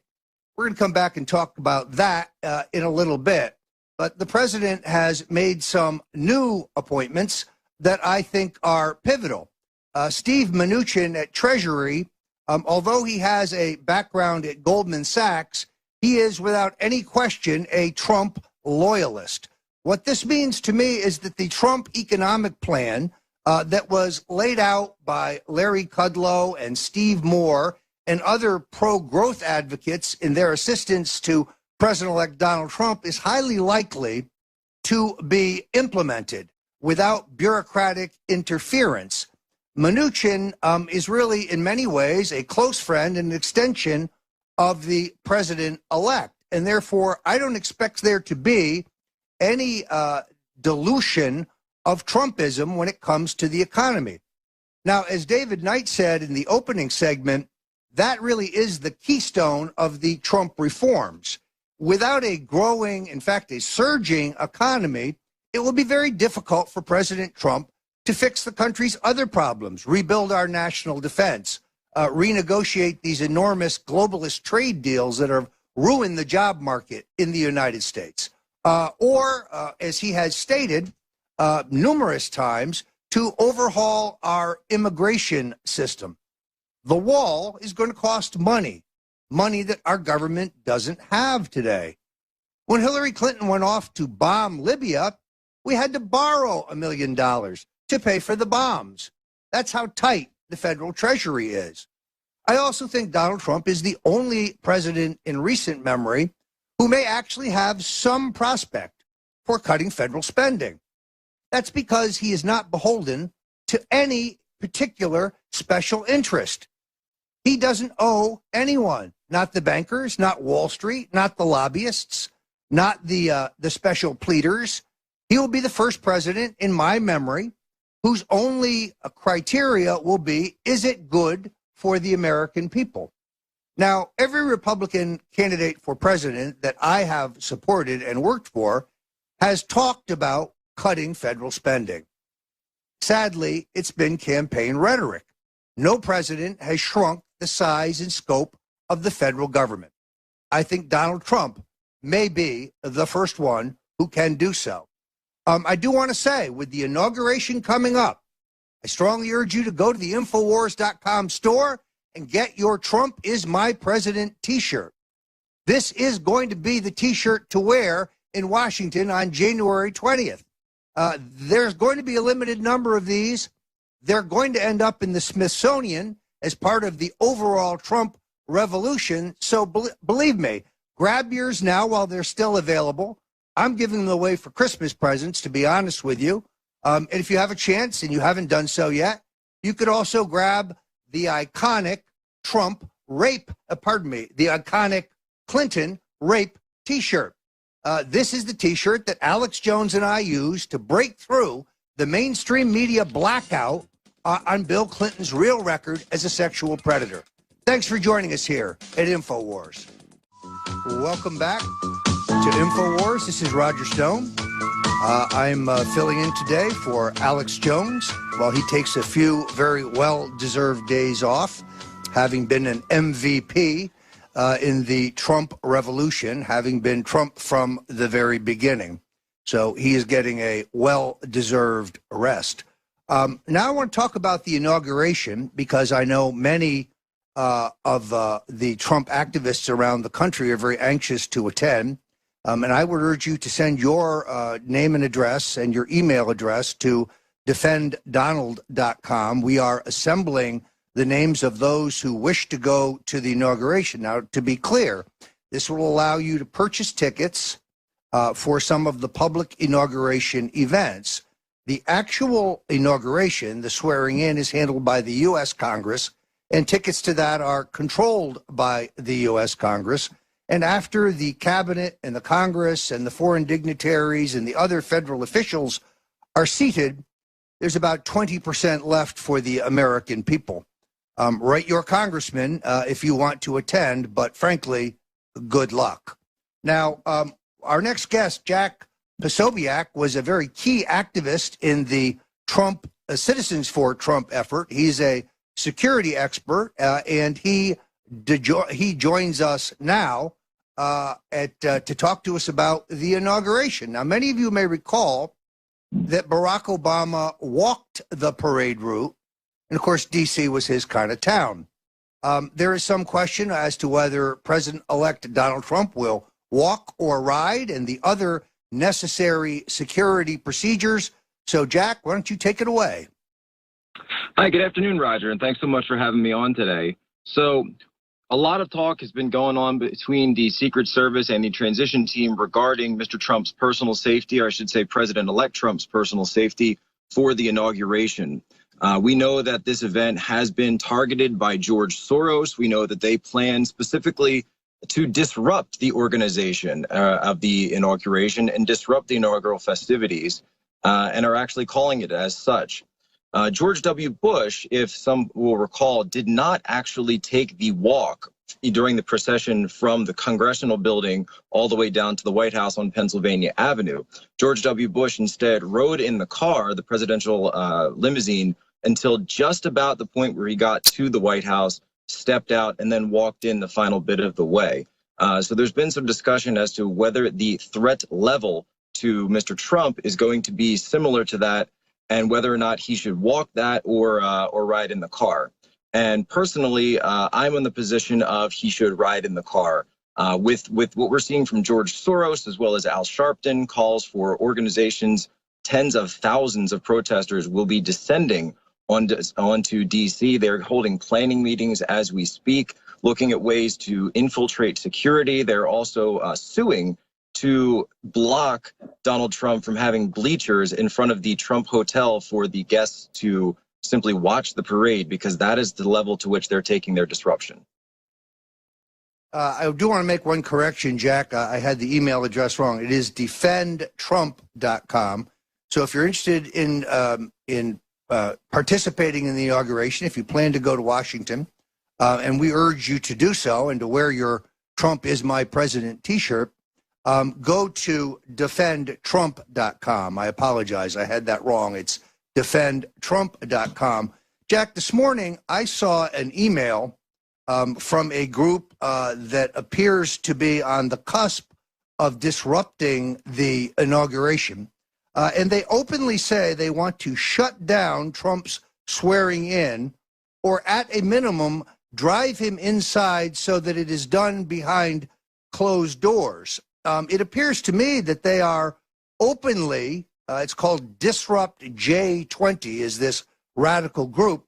They appear to be planning widespread violence and lawlessness at the inauguration. What's your take?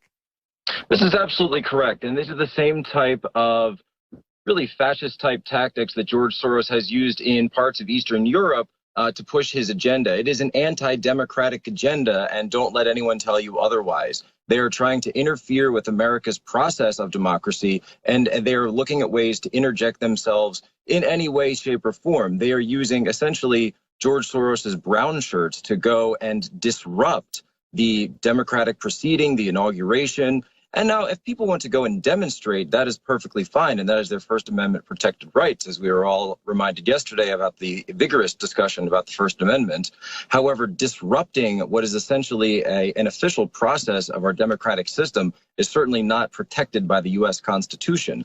They are calling for this violence in an attempt not only to delegitimize Donald Trump, but to delegitimize the entire democratic system of the United States. This is what George Soros wants, and this is what he's wanted from the start. And he's put millions of dollars behind this, and millions of dollars are going to go into these groups as well.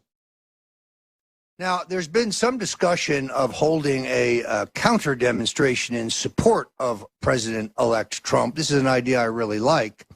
And I know you and I and others have had scouts out looking for a legal location where we could actually do such a pro-Trump demonstration, if you will. And of course, the U.S. Park Service is not, which controls most of the real estate in and around the District of Columbia, at least the public spaces, doesn't seem to be very keen on having us there. Now we are forced to look at locations perhaps across the river in Virginia, but close to the riverbank, so that we can also be seen and heard, and we can demonstrate that we are the silent majority, that we are the forgotten Americans, that the average Americans support President Trump, and they're calling foul on these paid-for, Soros-sponsored demonstrations. How does the outlook appear to you in terms of finding a viable location? For finding a viable location, it is tricky. As you said, the National Park Service is shutting down essentially permits, legal permits that usually are submitted within 1 year of the inauguration. We were told that it would be perfectly fine to get one of these permits, and that 84%, again, we were told, of the parade route as well as the inaugural festivities would be available to us. However, just like we saw in Cleveland at the RNC, what we are told and how things work in practice are two very different things. So I think that just like that event that we held in Cleveland with Citizens for Trump, we can go out to the banks of the Potomac River in Virginia. There are numerous parks there. There are numerous places that are actually outside of the National Park Service. We would then be dealing with the government of the state of Virginia, which is a completely different entity from the National Park Service, and simply applying for a permit to hold a demonstration in support of Donald Trump, as well as in support of the United States democratic process, and really show the American people and show the cameras that we will stand up to George Soros, and we will not let him disrupt these inaugural festivities as they've set foot. Their their jackboot troops are not the same as what we're looking for in terms of the ordinary, regular Americans who want to see the process of democracy and the transition of power conducted in a smooth and fair manner. All right, Jack Posobiec, I hear, by the way, that you may be under consideration for a job at the White House. I'm happy to add my recommendation to that application, because I know what an effective job you did working for Citizens for Trump. So thanks for joining us here at InfoWars. Thank you much, Roger. This would be a good time for me to remind you that the InfoWars Select Storable Foods are now at a 30 to 40% discount based on the Black Friday preparedness sale that's been announced. Now, these select storable foods have a shelf life of 25 years. I myself have a storage of these products because one never knows about national disasters or political disasters. I don't expect political instability under President Trump, but I do think it is wise to be prepared. These food prices are going up around the world, and now is the time to get started storing these shelf life foods that last you 25 years in case of dire emergency. You owe it to your family to go to the Infowars.com store now and get your select storable foods.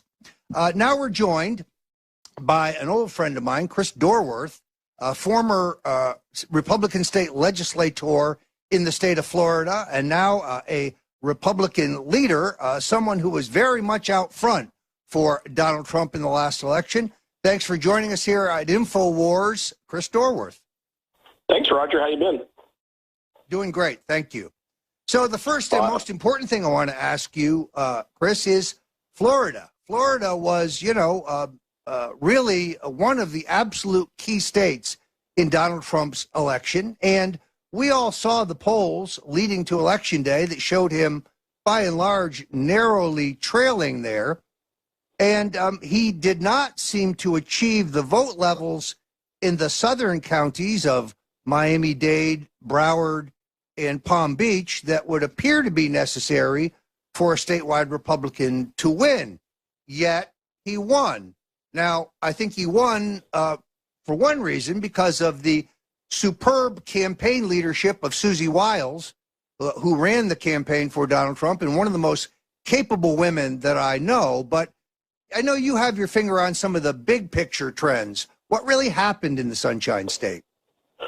Well, and that really is the big question. Like you, everyone read that if Trump loses Florida, the race will be over, but we'll know by 7:30, and that'll be the end of everything. And then, as the initial reports started coming in that there were these huge deficits in Broward County, and Orange County was performing terribly, and, there was this sort of speculation that, oh, dear, here we go. And then as the vote numbers would file in, you would just see that the spaces between those urban areas were just overwhelmingly turning out for Trump. And more importantly, the other side really wasn't turning out. And that was really the story of the race. And, pretty early on, we had a pretty good feeling that this was going to happen, that we were going to be able to carry the state of Florida for Trump and to deliver the electoral votes. And it is basically impossible for a Republican to be elected president of the United States without having the state of Florida. And, you mentioned Susie Wiles. Susie is beyond a rock star at this stuff. I mean, she ran the campaign for Rick Scott, who was little known before he beat Bill McCollum and then defeated Alex Fick to become governor. And then to take this the Trump race, to be told by everybody that you just have no chance at this and deliver that state. It's just really a testimony to her and the campaign team they put together. Yeah, no, it really is. It's almost a political miracle, particularly given the spending levels for the Clinton campaign. I think nationally, my very best estimation between the Clinton campaign, the Clinton super PACs, and the various legal and illegal operations of George Soros, I think they come pretty close to $2 billion.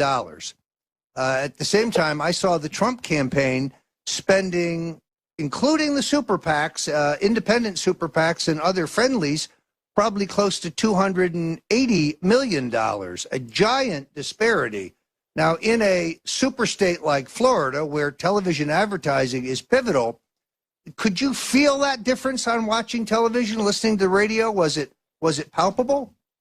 Oh, absolutely. I mean, first and foremost, if you had the audacity to watch a news program in the last week or two before the campaign, any sort of primetime news, it was just absolute inundation from the Hillary Clinton campaign. And, Trump had his presence. I mean, it was a small fraction. And the numbers that you said, I think would be about 14%, and it certainly felt that way. And I think at one point in time I was watching the NBC News affiliate here, and they had the Hillary commercial, the same one on back to back 3 times. And so we're watching this, and at the same time, Trump was his campaign was more unorthodox, and I think you and I could probably both agree that 150 or 200 years from now, historians studying American electoral processes and federal government and what happened, this will be the race they talk about. I mean, it's a fascinating sort of rearrangement of the deck chairs, and to see these Rust Belt states. And I got to tell you one thing. I mean, we haven't had a chance to get to this yet, but I'm looking forward to happy hour today, because I want to celebrate these 134 Democrats that put Nancy Pelosi back into the leader position. I think the definition of insanity is often lamented as doing the same thing and expecting a different outcome.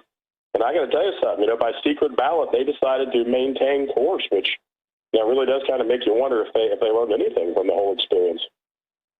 Well, Chris, I know that happy hour is one of your specialties, and I look forward to joining you for that. I know when you were in the legislature, you were a real champion of regulatory reform. This was a passion of yours. Now, Obama has all these executive orders that have, bulked up the bureaucracy and helped bolster the liberal agenda. What do you think the outlook is in terms of rolling back some of the things Obama has done? Well, it is the story to tell. I mean, that the reality is that if you date back to school when you used to watch, a bill on Capitol Hill, and you'd hear about how a bill becomes a law, there was this deliberative process that involved the House and the Senate with a signature from the executive branch, whether it be the governor in the states or the president in the federal government. But the reality over the last, I think it's about 70 years, but really has ramped up lately, is that most of the damage that is done in the bureaucracies is done through administrative rulemaking, and it's done through the federal level executive orders, which is essentially that the president decrees it, the agencies go out and implement it. There is presumption that they have the authority to do it. So if you don't like what happens, you have to go out and challenge it in court and determine whether or not the president has that. And then all the agencies, the EPA and all these different groups across the country promulgate rules, which I got news for you. A rule, if you have a business, they can shut your business down if you violate the rule. They can put you in jail if you violate the rule. So when people say rules, it's really just a law.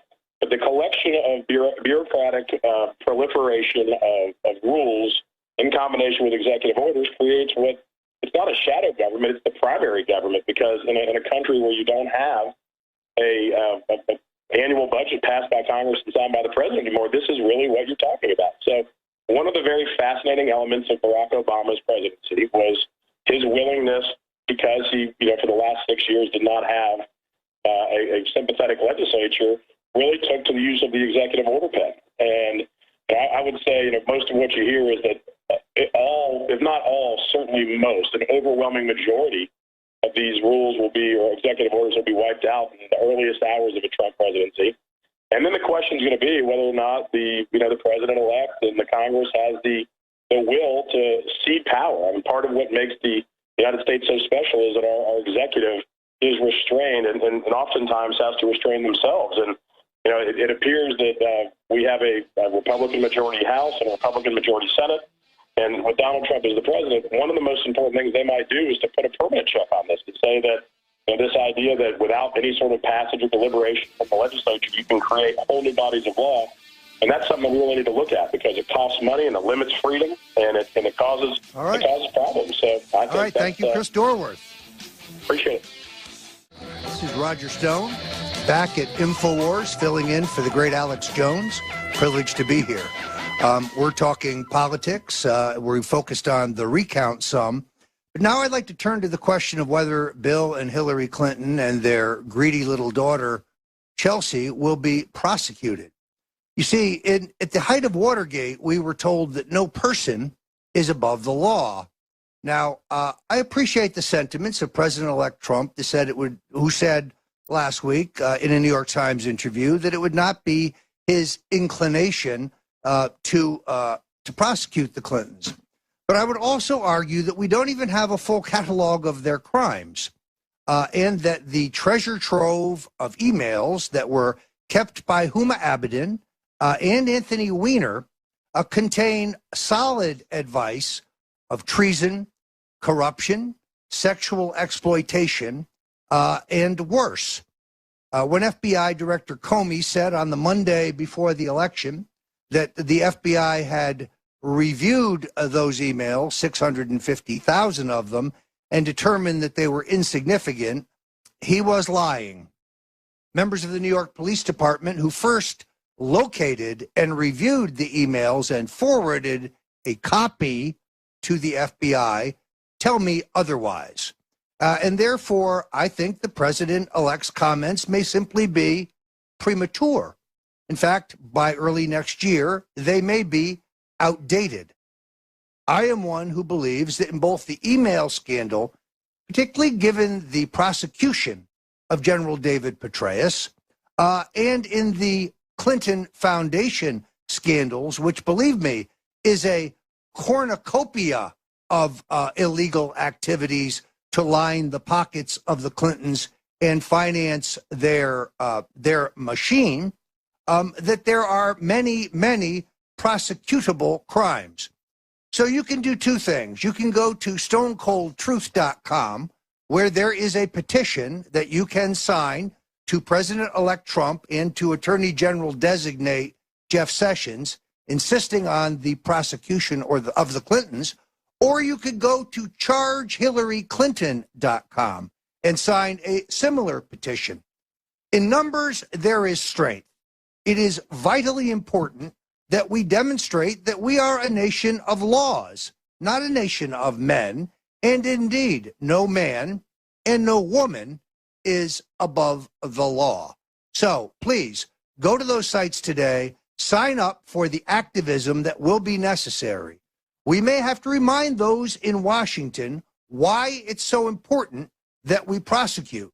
But at the end of the day, I believe the news stories in the beginning of 2017 that detail crimes by the Clintons, crimes we haven't even heard about yet, crimes that the American people are unaware of, I think that that justice can and will be done.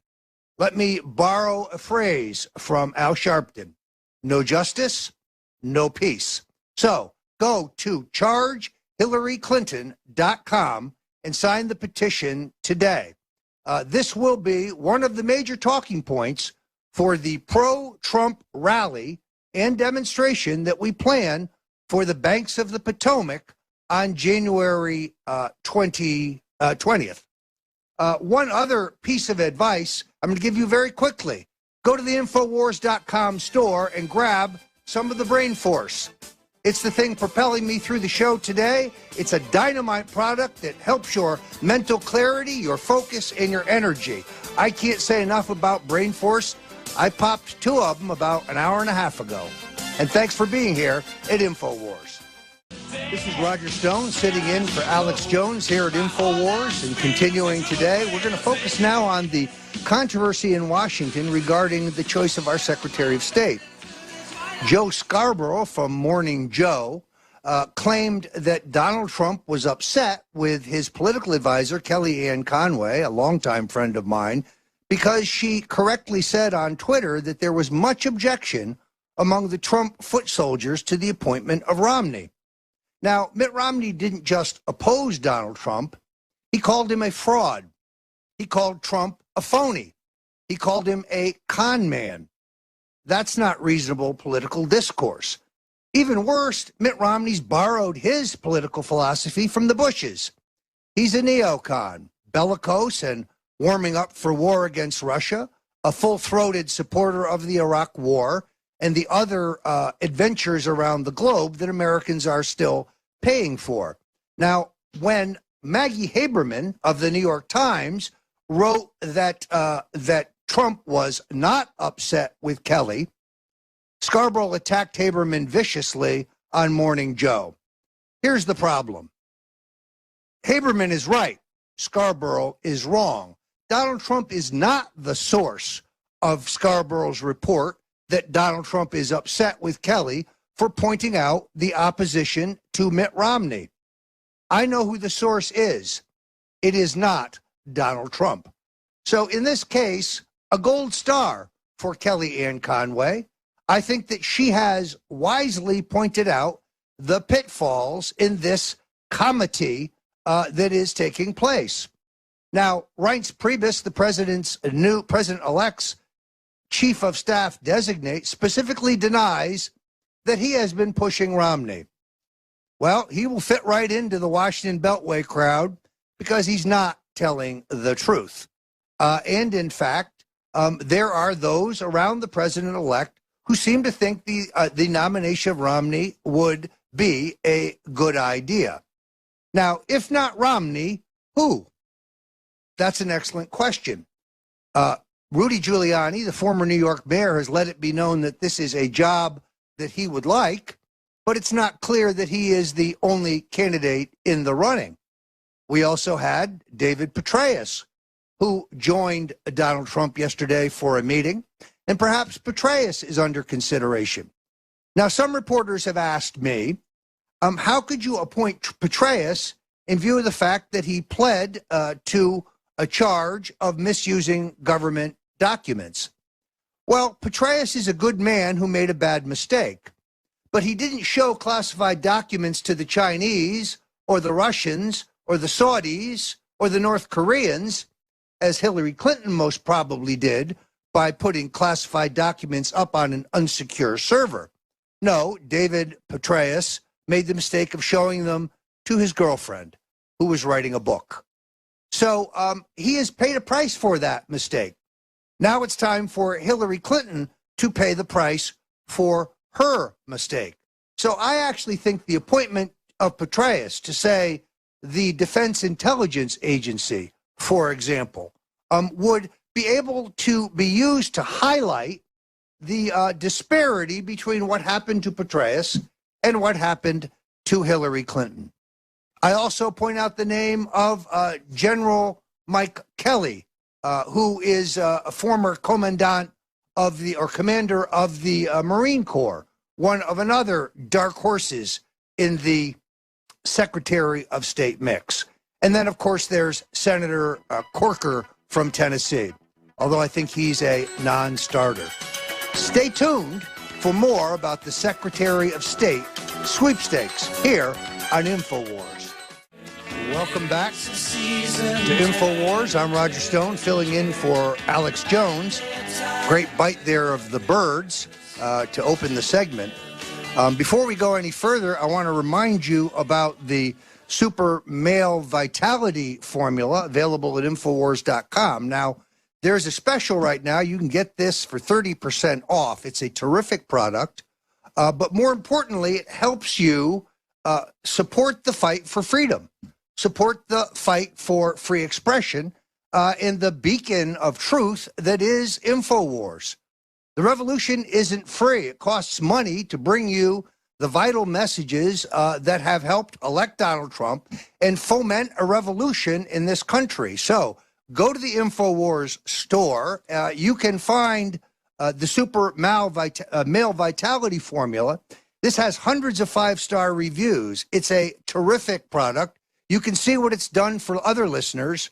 So if you need a lift, this is the product for you. Go to the store now and grab this at 30% off. Now we are joined by Andy Wallace and Linda Habel from the Vote Protectors organization. These folks are patriots that I worked with very closely in our Stop the Steal effort. They have been on the cutting edge of the liberty-oriented effort to ensure that we had a free and fair election. So, Andy, Lindsay, thank you for joining us here at InfoWars. Well, thanks for having us on there, Roger. You folks did a fantastic job in this most recent election. And therefore, I've got to ask, what got you started? What motivated you to start Vote Protectors? Well, it's interesting, and let me just take a second to thank you for being the front man for the group, and also to thank everybody who got involved, all of our volunteers, all the boots on the ground. I'll tell you, frankly, I'm a daily listener to InfoWars, and we were talking about, or Alex was talking about, election fraud, and it struck me this idea about exit polling, and I picked up the phone, and my idea was that every American had the capacity to do an exit poll for themselves after they got done voting themselves. So I called in, gave this idea, came up with the name Vote Protectors while I was on the phone with Alex, and started a Facebook page, and it was off and running just like that. And the response was phenomenal, unbelievable response. And within probably 2 weeks, I'd connected with Andy Dion, who is a tech guy in Canada, and he put the website together, and we were off to the races. Well, as you know, we were so successful in our launch that 6 Democratic state committees went to federal court to try to prevent us from taking a simple exit poll claiming falsely that we plan to intimidate minority voters. In every one of those suits, we prevailed, except for Ohio, where, frankly, they jackpotted us by never serving us, so we didn't know we were being sued. Consequently, a lawyer representing us could not show up in court and present our side. The judge, a Democrat, ruled against us.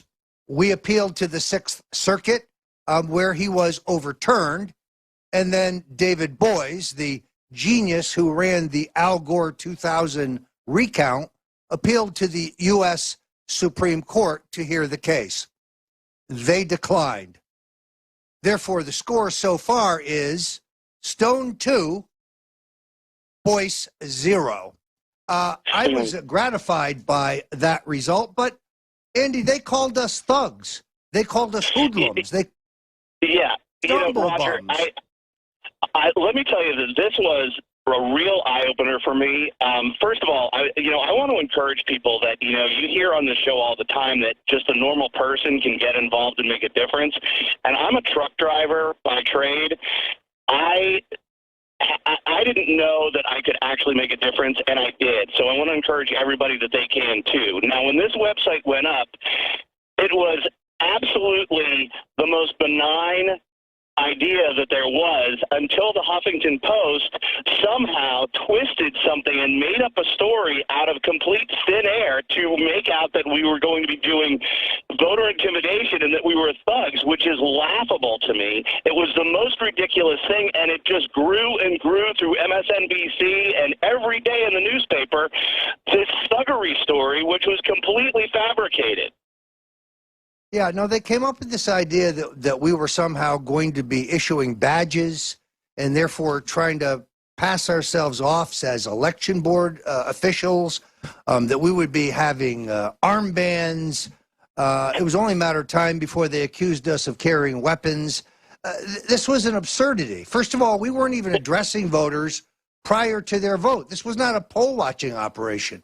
This was an effort to make sure that the voters tracked. So this is a good question for Lindsay. What kind of data did we collect on Election Day? And what do you feel the problems were at the polls that day?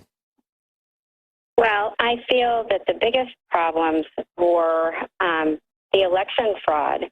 As far as, let me go back a little bit. Prior to the election day, we were receiving all sorts of reports with irregularities.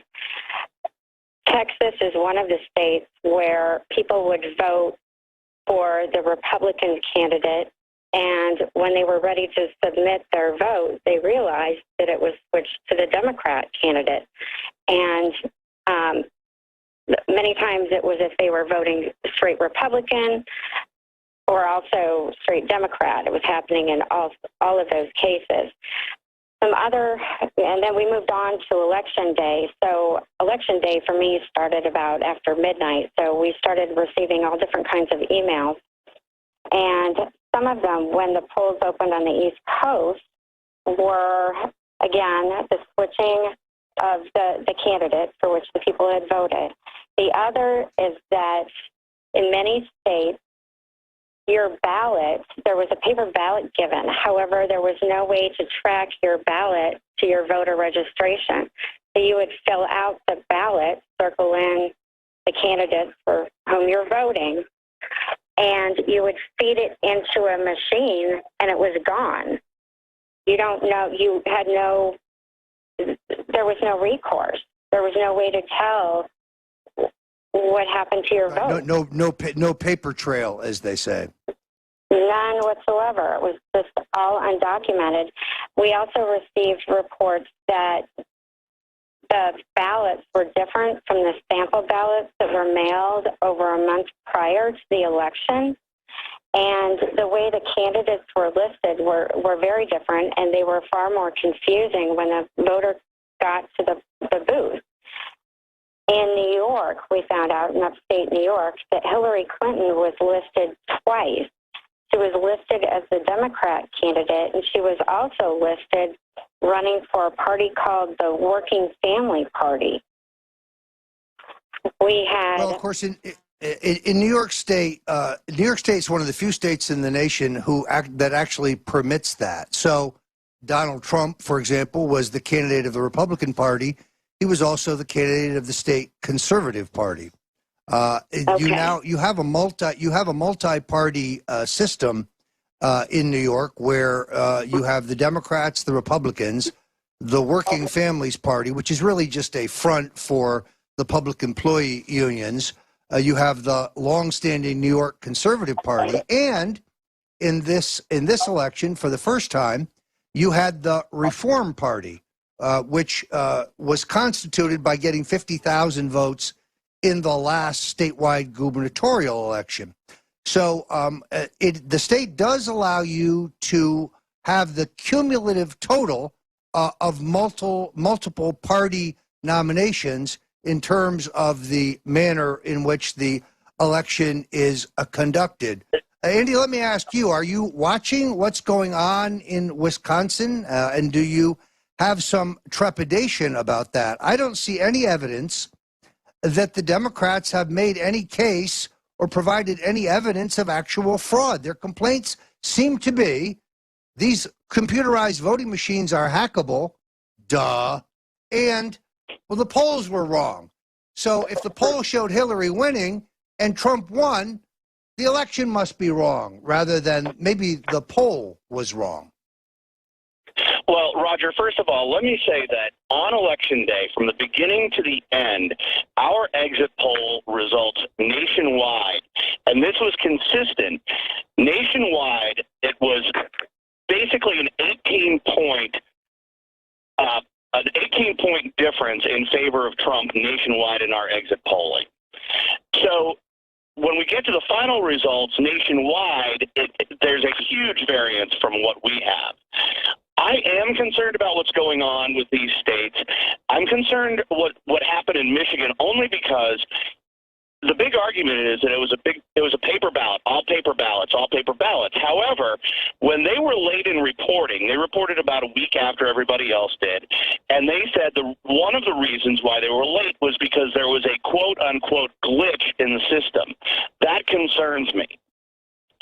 In Wisconsin, I don't think that there's anything founded there, but if they did a true investigation of Pennsylvania, I can tell you right now, there is without question voter fraud and election fraud that took place in Pennsylvania, and we have that documented. The problem is how do we go up against it with this attack on the election? I feel like, our team, that the Trump team, that the whole liberty movement is sitting back on its heels and acting like this isn't a big deal, and I feel like it's a pretty big deal. All right, thanks, Andy. Great organization, Vote Protectors, and thanks for joining us here with this great report on InfoWars. Welcome back. I'm Roger Stone, filling in for Alex Jones, and joining me today is Kate Komptemko, who is a Trump activist here in Florida. Now, I first saw Kate on Newsmax being interviewed by Steve Malzberg talking about music videos that she produced to help promote the election of Donald Trump. And I was extraordinarily impressed because Kate is 16 years old. She writes, performs, edits, mixes her own music, and then edits her own music videos to go along with the soundtrack. These are really impressive. When we put them up at Stone Cold Truth, they got an enormous audience. I'm convinced that Kate Komptemko is a future revolutionary and that the talent she brings to the fight are really valued. So thanks for joining us here at InfoWars. Kate, why did you make the video we're going to show here in a moment? Well, I go to school and I helped organize some of the Trump rallies, but I really wanted to do something else and show my support in a different way. So I wrote the song. Pretty amazing. Let us go to the video because folks have got to see this. Chilling new ISIS propaganda video just surfacing, referencing the Paris attacks. Tonight, the NYPD released a statement. New York City is a target. It's awful. 2 dead, 20 wounded. It was a bomb inside the plane. About the female jihadi. To a new terror attack. A 7-hour standoff. There's terrorists stormed ISIS. In each case, ISIS. Every day, every night, we keep on asking why. 1,000 lives sacrificed, and still we return and fight. All we ever hear is the same old talk, empty promises about change, filled with lies and the fraud. Who's gonna tell the real story without obsession with glory? There's not a day too to spend. Let's make America great again. It's time to act back on that track. The stakes are high until they deny terrorist attacks. It never stops. Enough with fake perfectness. Political correctness. Political correctness.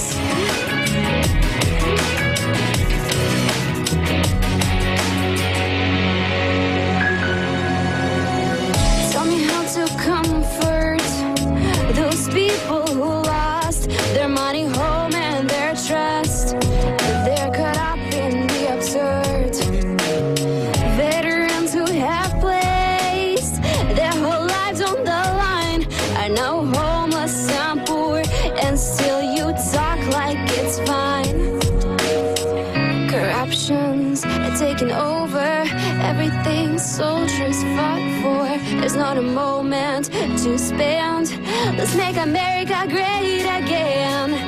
It's time to act back on that track. The stakes are high until they deny terrorist attacks. It never stops.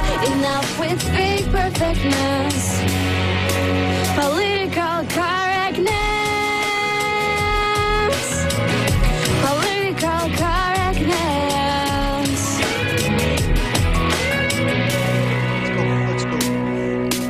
Give us something real. Give us something true. Don't let it reach the end. Let's make America great again. It's time to act back on that track. The stakes are high until they deny terrorist attacks. It never stops. Enough with fake perfectness.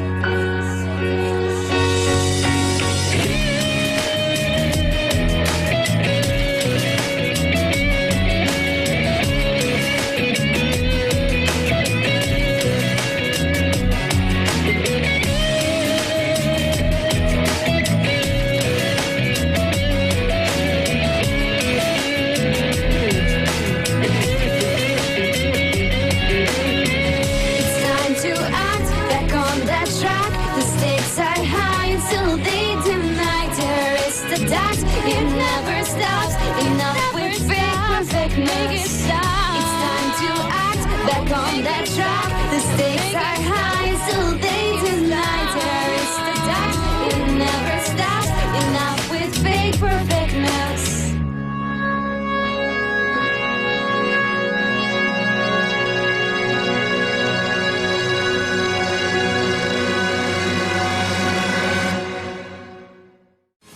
Welcome back. I'm Roger Stone, sitting in for Alex Jones here at InfoWars. And now, one of my favorite people, Sean Stone, actor, screenwriter, cinematographer, the son of legendary film producer and friend Oliver Stone, joins us on InfoWars. Now, Sean and I met some years ago in Hollywood. Our politics are not exactly the same, but I respect him as an articulate advocate for his point of view, and I want to talk about his new book, The New World Order. So thanks for joining us here at InfoWars, Sean Stone. Roger, thank you. My namesake. I'm going to say right up front, we're not cousins, but we wish we were. Anyway. Exactly.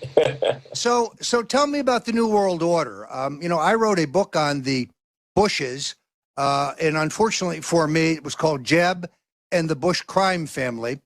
And 11 days later, after I think Jeb Bush read this book, he dropped out of the presidential race. And therefore, the book never got the kind of focus that I wanted to get. But I was trying in that book to expose the New World Order. And I'm delighted to see that you're doing the same thing. Absolutely. One of the central figures of the book is a man that you would have some familiarity with. That's Henry Kissinger. Right? So essentially, it was Kissinger's mentor at Harvard, William Mandel Elliott. He was professor there for 40 years, professor emeritus, very influential person, not only on young Kissinger, but young Brzezinski, Sam Huntington, George Bundy. He taught so many people, obviously, in the politics department. And at the same time, Eliot himself was very much under the tutelage of the roundtable groups that Carroll Quigley had exposed with his Tragedy and Hope. So when I was looking at Eliot's sort of pedigree, right, his history in terms of assuming that position of power at Harvard, I recognized, wow, he's really very much a disciple of the roundtable movement and their desire to essentially rebrand the British Empire first as a British Commonwealth. And then I think, essentially, I would say the New World Order is very much the British Commonwealth plus the United States, operating under, as much as possible, international agreements, international laws, trying to basically institutionalize the destruction of nation states. And they openly used the term New World Order. So it wasn't like I even had to say this was a conspiracy theory. I just said, look, they're quoting on various documents from the 20s all the way to the 50s, this term New World Order very clearly in all their think tank documents and their books that they're putting together, trying to basically formulate how we're going to control the world in the coming, frankly, entering the 21st century. I think that was the strategy, the goal that they were looking to do. So that was the basis of this book. And in many ways, I think it's a small book. It's not a long, huge book, a tome like Quigley's Tragedy and Hope, but it hopefully can give people a sense of the mentality of imperialism and how it has been rebranded into these more benign, what are considered benign systems of power, whether it's the World Bank and IMF, or United Nations, or NATO and NAFTA and TPP, and all these different organizations, these different forms of organizing globalized controls, right, to strip away national sovereignty. Yeah, these are the seeds of globalism, although in this case, globalism led by the English-speaking nations, I guess. Kissinger has an interesting kind of trajectory because, of course, early in his career, he's considered a hardliner. He is considered the hardest of the hardliners.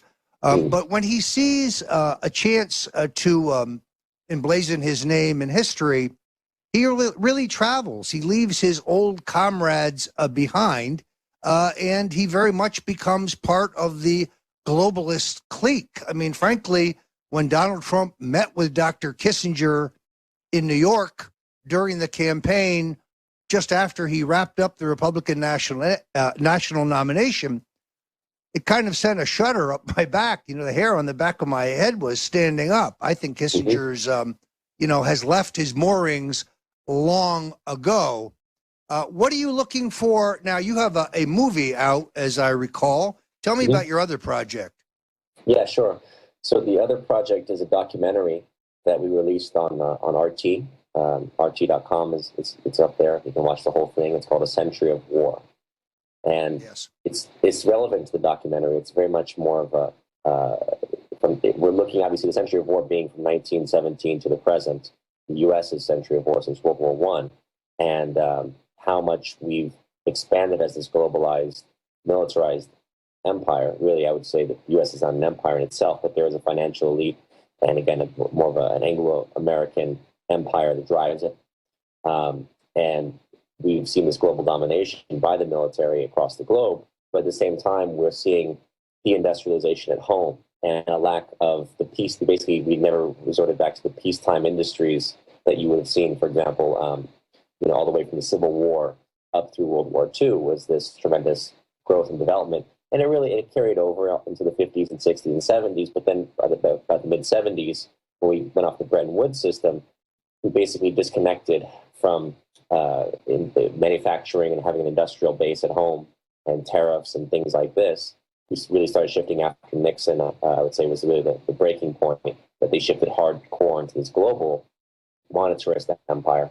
And so we look at the documentary looks at the consequence to America, really in the deindustrialized epicenter, the urban center, the former urban centers that are now very much decayed ghettos and whatnot in Baltimore, for example, Detroit, and obviously so many other cities that have been decimated by these policies, but not just for the working class, but even the middle class is beginning to shrink, and really they see the consequence of what happens when you essentially financialize your economy, when you turn it all over to the banks and to debt and replace people's real wages with debt.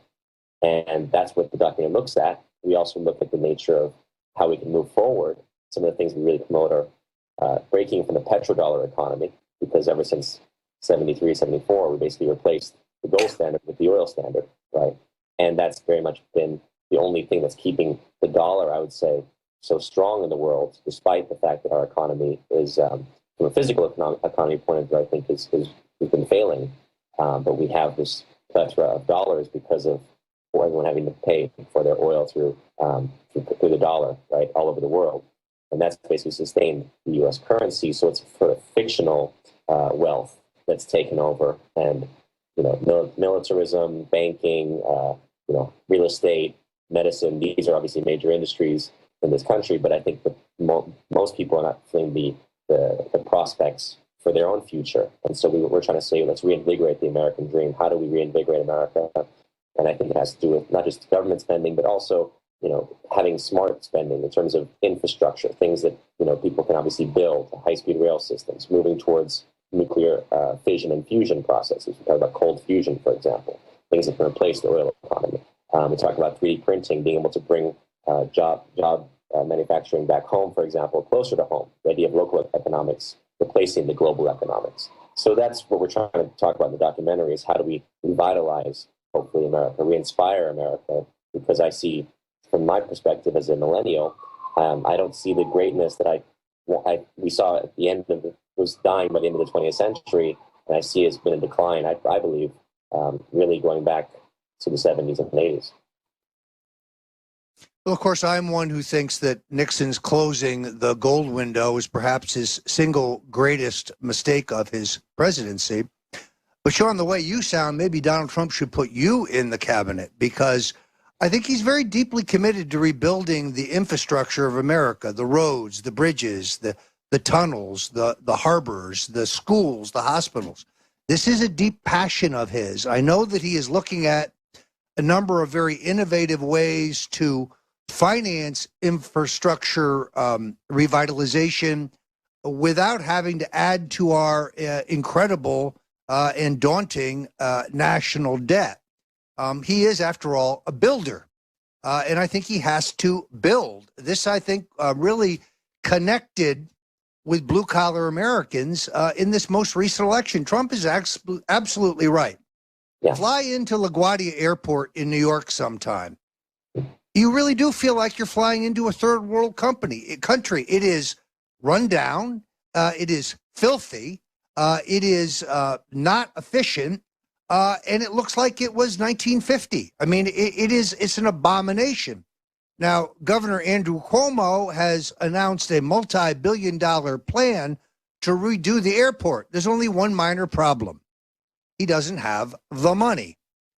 So I think that you're going to see some innovative financial alternatives to rebuild our overall economy. I'm kind of interested in the fact that you're on RT. I've seen your show, Watching the Hawks, which I love. And as one who is accused of being a Russian asset, of being a Russian spy, of filling my pockets with Russian money in the most recent election, I've got to believe working at RT is kind of an experience. I mean, I think the Russians were maligned in this election. We got to a point, it seemed to me, where if you weren't for thermonuclear war with the Russians over Syria, well, then you must be a traitor to the United States. You must be in the employ of Putin. What's your take? For a lot of us, I think that became the major issue for this election. I think people didn't quite account for that fact in Trump's victory, but a lot of people were very concerned about the foreign policy issue, that we feel there's a buildup to nuclear war, World War III with Russia currently over Syria, which is the most insane story of all. I mean, it's like watching, it's literally watching 1984 with the Syria situation, where every month the enemy changes. And even a month ago, I think it was, or 2 months ago, Washington Post says, well, we can't destroy ISIS just yet because they're actually a stabilizing factor now. I mean, this is how insane our liberal establishment has become, so-called liberal establishment. It's an establishment. I think they play both liberal and conservative. But the point is that the establishment itself is insane about Syria. They're so dead set on getting rid of Assad. They're overtly supporting Al-Qaeda-related networks and ISIS-related networks in Syria towards that end. And so because Russia is very much in favor of Assad's, keeping Assad in power as a stabilizing force, that seems to become a red line. And a lot of people, I think, are very scared of what would have happened if Hillary came into power with her mentality that the Russians are public enemy number one. It harkens back to the Cold War. A lot of people grew up with that mentality, so it's easy to fall back into that trap. But the fact is we still have sanctions on Russia. The British, I think, are a major factor in that, because when you read my New World Order book, you recall that, Russia was the enemy of the British, not the Americans. Russia is much more akin to America, you see, because it's a massive land-based country, has tremendous natural resources, population that spans all of Eurasia. So it's everything from Asians to white blonde people to Asians and Muslims. I mean, all incorporated into this massive country, right? So it's actually a multicultural nation like America, and a system of industry and technology. So Russia was like America, but the British hated the Russian Empire, you see, because the British were always maritime traders. So they were the ones that were constantly pitted against the Russians. And the Russians even helped America in the Civil War by sending ships to New York and San Francisco to make sure the British stayed out of the war, because the British were going to intervene on the side of the South, because the British liked the slave trade. It helped for their cotton manufacturing, right? It was cheap cotton from the South. So it's really interesting how Russia historically should have been our ally and has been pitted as the enemy because of, I believe, this Anglo-American alliance. Well, I think President-elect Trump favors a period of détente. I think he favors hard-headed negotiations with the Russians to see if we might coexist in peace. And for that, he was accused of treason. I'm not sure Americans understand how close the Obama-Clinton policies brought us to war with Russia. Now, we do need to resolve the questions of Ukraine and the Crimea, but at the same time, I don't think nuclear war serves anyone. Also, going back to something you said, more and more as I've gotten older, I've come to believe that left and right is kind of a device that is used to divide us and distract us from the fact that there is a power elite running the country, indeed the world. They have no ideology other than the ideology of money, the ideology of power. At the end of the day, 3 out of 10 of the Bernie Sanders voters voted for Donald Trump, I think, on the issues of war and on the issues of trade. And I thought from the beginning, my calculation was that had that been 2 out of 10, Trump would have lost. It was essential to get beyond the ideological labels for people to get to understand that in some races, in some ways, and on a number of key issues, Sanders and Trump had more in common than they had apart, and Trump's opponents for the nomination and Hillary Clinton were in fact neocons, a continuation of the Bush, Clinton, Bush, Obama, Clinton line of succession that was all planned out for us. So at the end of the day, there were a number of Union Democrats who probably still consider themselves liberals who ended up voting for Donald Trump, bringing him in Michigan, in Wisconsin, in Pennsylvania, the victory that so completely surprised the mainstream media. So just to review, I'm urging people to go out and get your book, New World Order. I ordered it this morning on Amazon. I'm going to look up A Century of War, your documentary on RT. And lastly, just let me thank you for joining us here on InfoWars, Sean Stone, and I'll look you up next time I'm in Hollywood. Or New York or D.C. It's always a pleasure to see you. Any place. Look forward. Thanks you, Sean. Thank you. All right. Thank you very much for Sean Stone. I want to remind you again today that you can go to the Infowars.com store. There's 2 products here I really like. One I have to mention. It's called Silver Bullet, and it is a colloidal About 2 weeks before the election, I was exhausted. I was putting in 18-hour days, and I felt a cold coming on. Now, I had read that colloidals were very useful for boosting the immune system, and I immediately ordered a bottle of Silver Bullet, and I got to tell you, it knocked my cold out. It's 50% off now. This is a terrific product, and it works prophylactically. So the minute you feel a cold coming on, I recommend it because it worked for me, and I was right back to the barricades after a couple of doses. It's a terrific product, folks. Welcome back to InfoWars. I'm Roger Stone, filling in for the great Alex Jones. Big shoes to fill. Today, I have a couple breaking news announcements. First and most important, the Hillary for Prison 2017 t-shirts are now available at Infowars.com. This is a fight that is not yet over. Either we are a land of laws, or we are a nation of men. We've been told repeatedly that no person is above the law. That means no woman is above the law either. So let your neighbors know, let all Americans know that we demand that the justice system run its course, and that the decision about prosecuting Hillary Clinton be made not by the president, but by a grand jury and by a judicial process. So help us demand the prosecution of the Clintons by getting your Hillary for Prison 2017 t-shirt available at the Infowars.com store now. I'm going to be giving these out for Christmas as well. The other the other announcement I want to make is that my new book, The Making of the President, 2016, How Donald Trump Orchestrated an American Revolution, is now available for pre-order at Amazon.com or BarnesandNoble.com, and very soon will be available at the InfoWars store. Now, this is an insider's view of how Donald Trump got to the White House.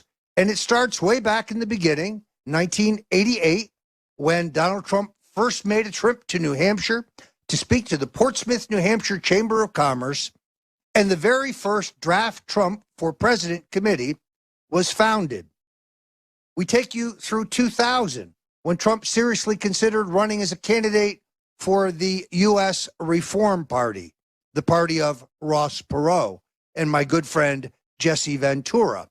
Then we are going to chart the meteoric rise of Trump to the head of the pack in this year's presidential contest.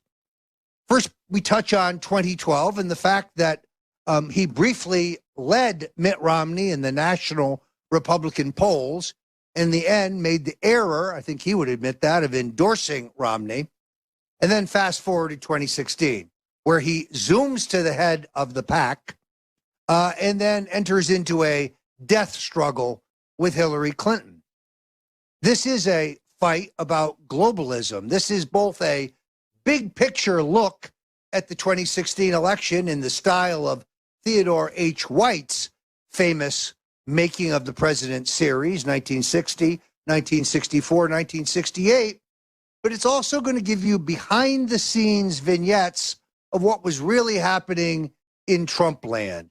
This is a book that I know Donald Trump will like, and we chart the rise of the alternative conservative media and the impact of InfoWars in my new book, The Making of the President, 2016. I urge you to go to Amazon or Barnes & Noble to grab this now. I believe it will be the first definitive inside look on how Donald Trump pulled the greatest political upset in U.S. history. Thank you for having me here on InfoWars. It has been a great experience. Keep an eye on that Wisconsin recount. It's a phony. They have produced no evidence of voter fraud, but we must be vigilant. So keep the faith, and victory or death.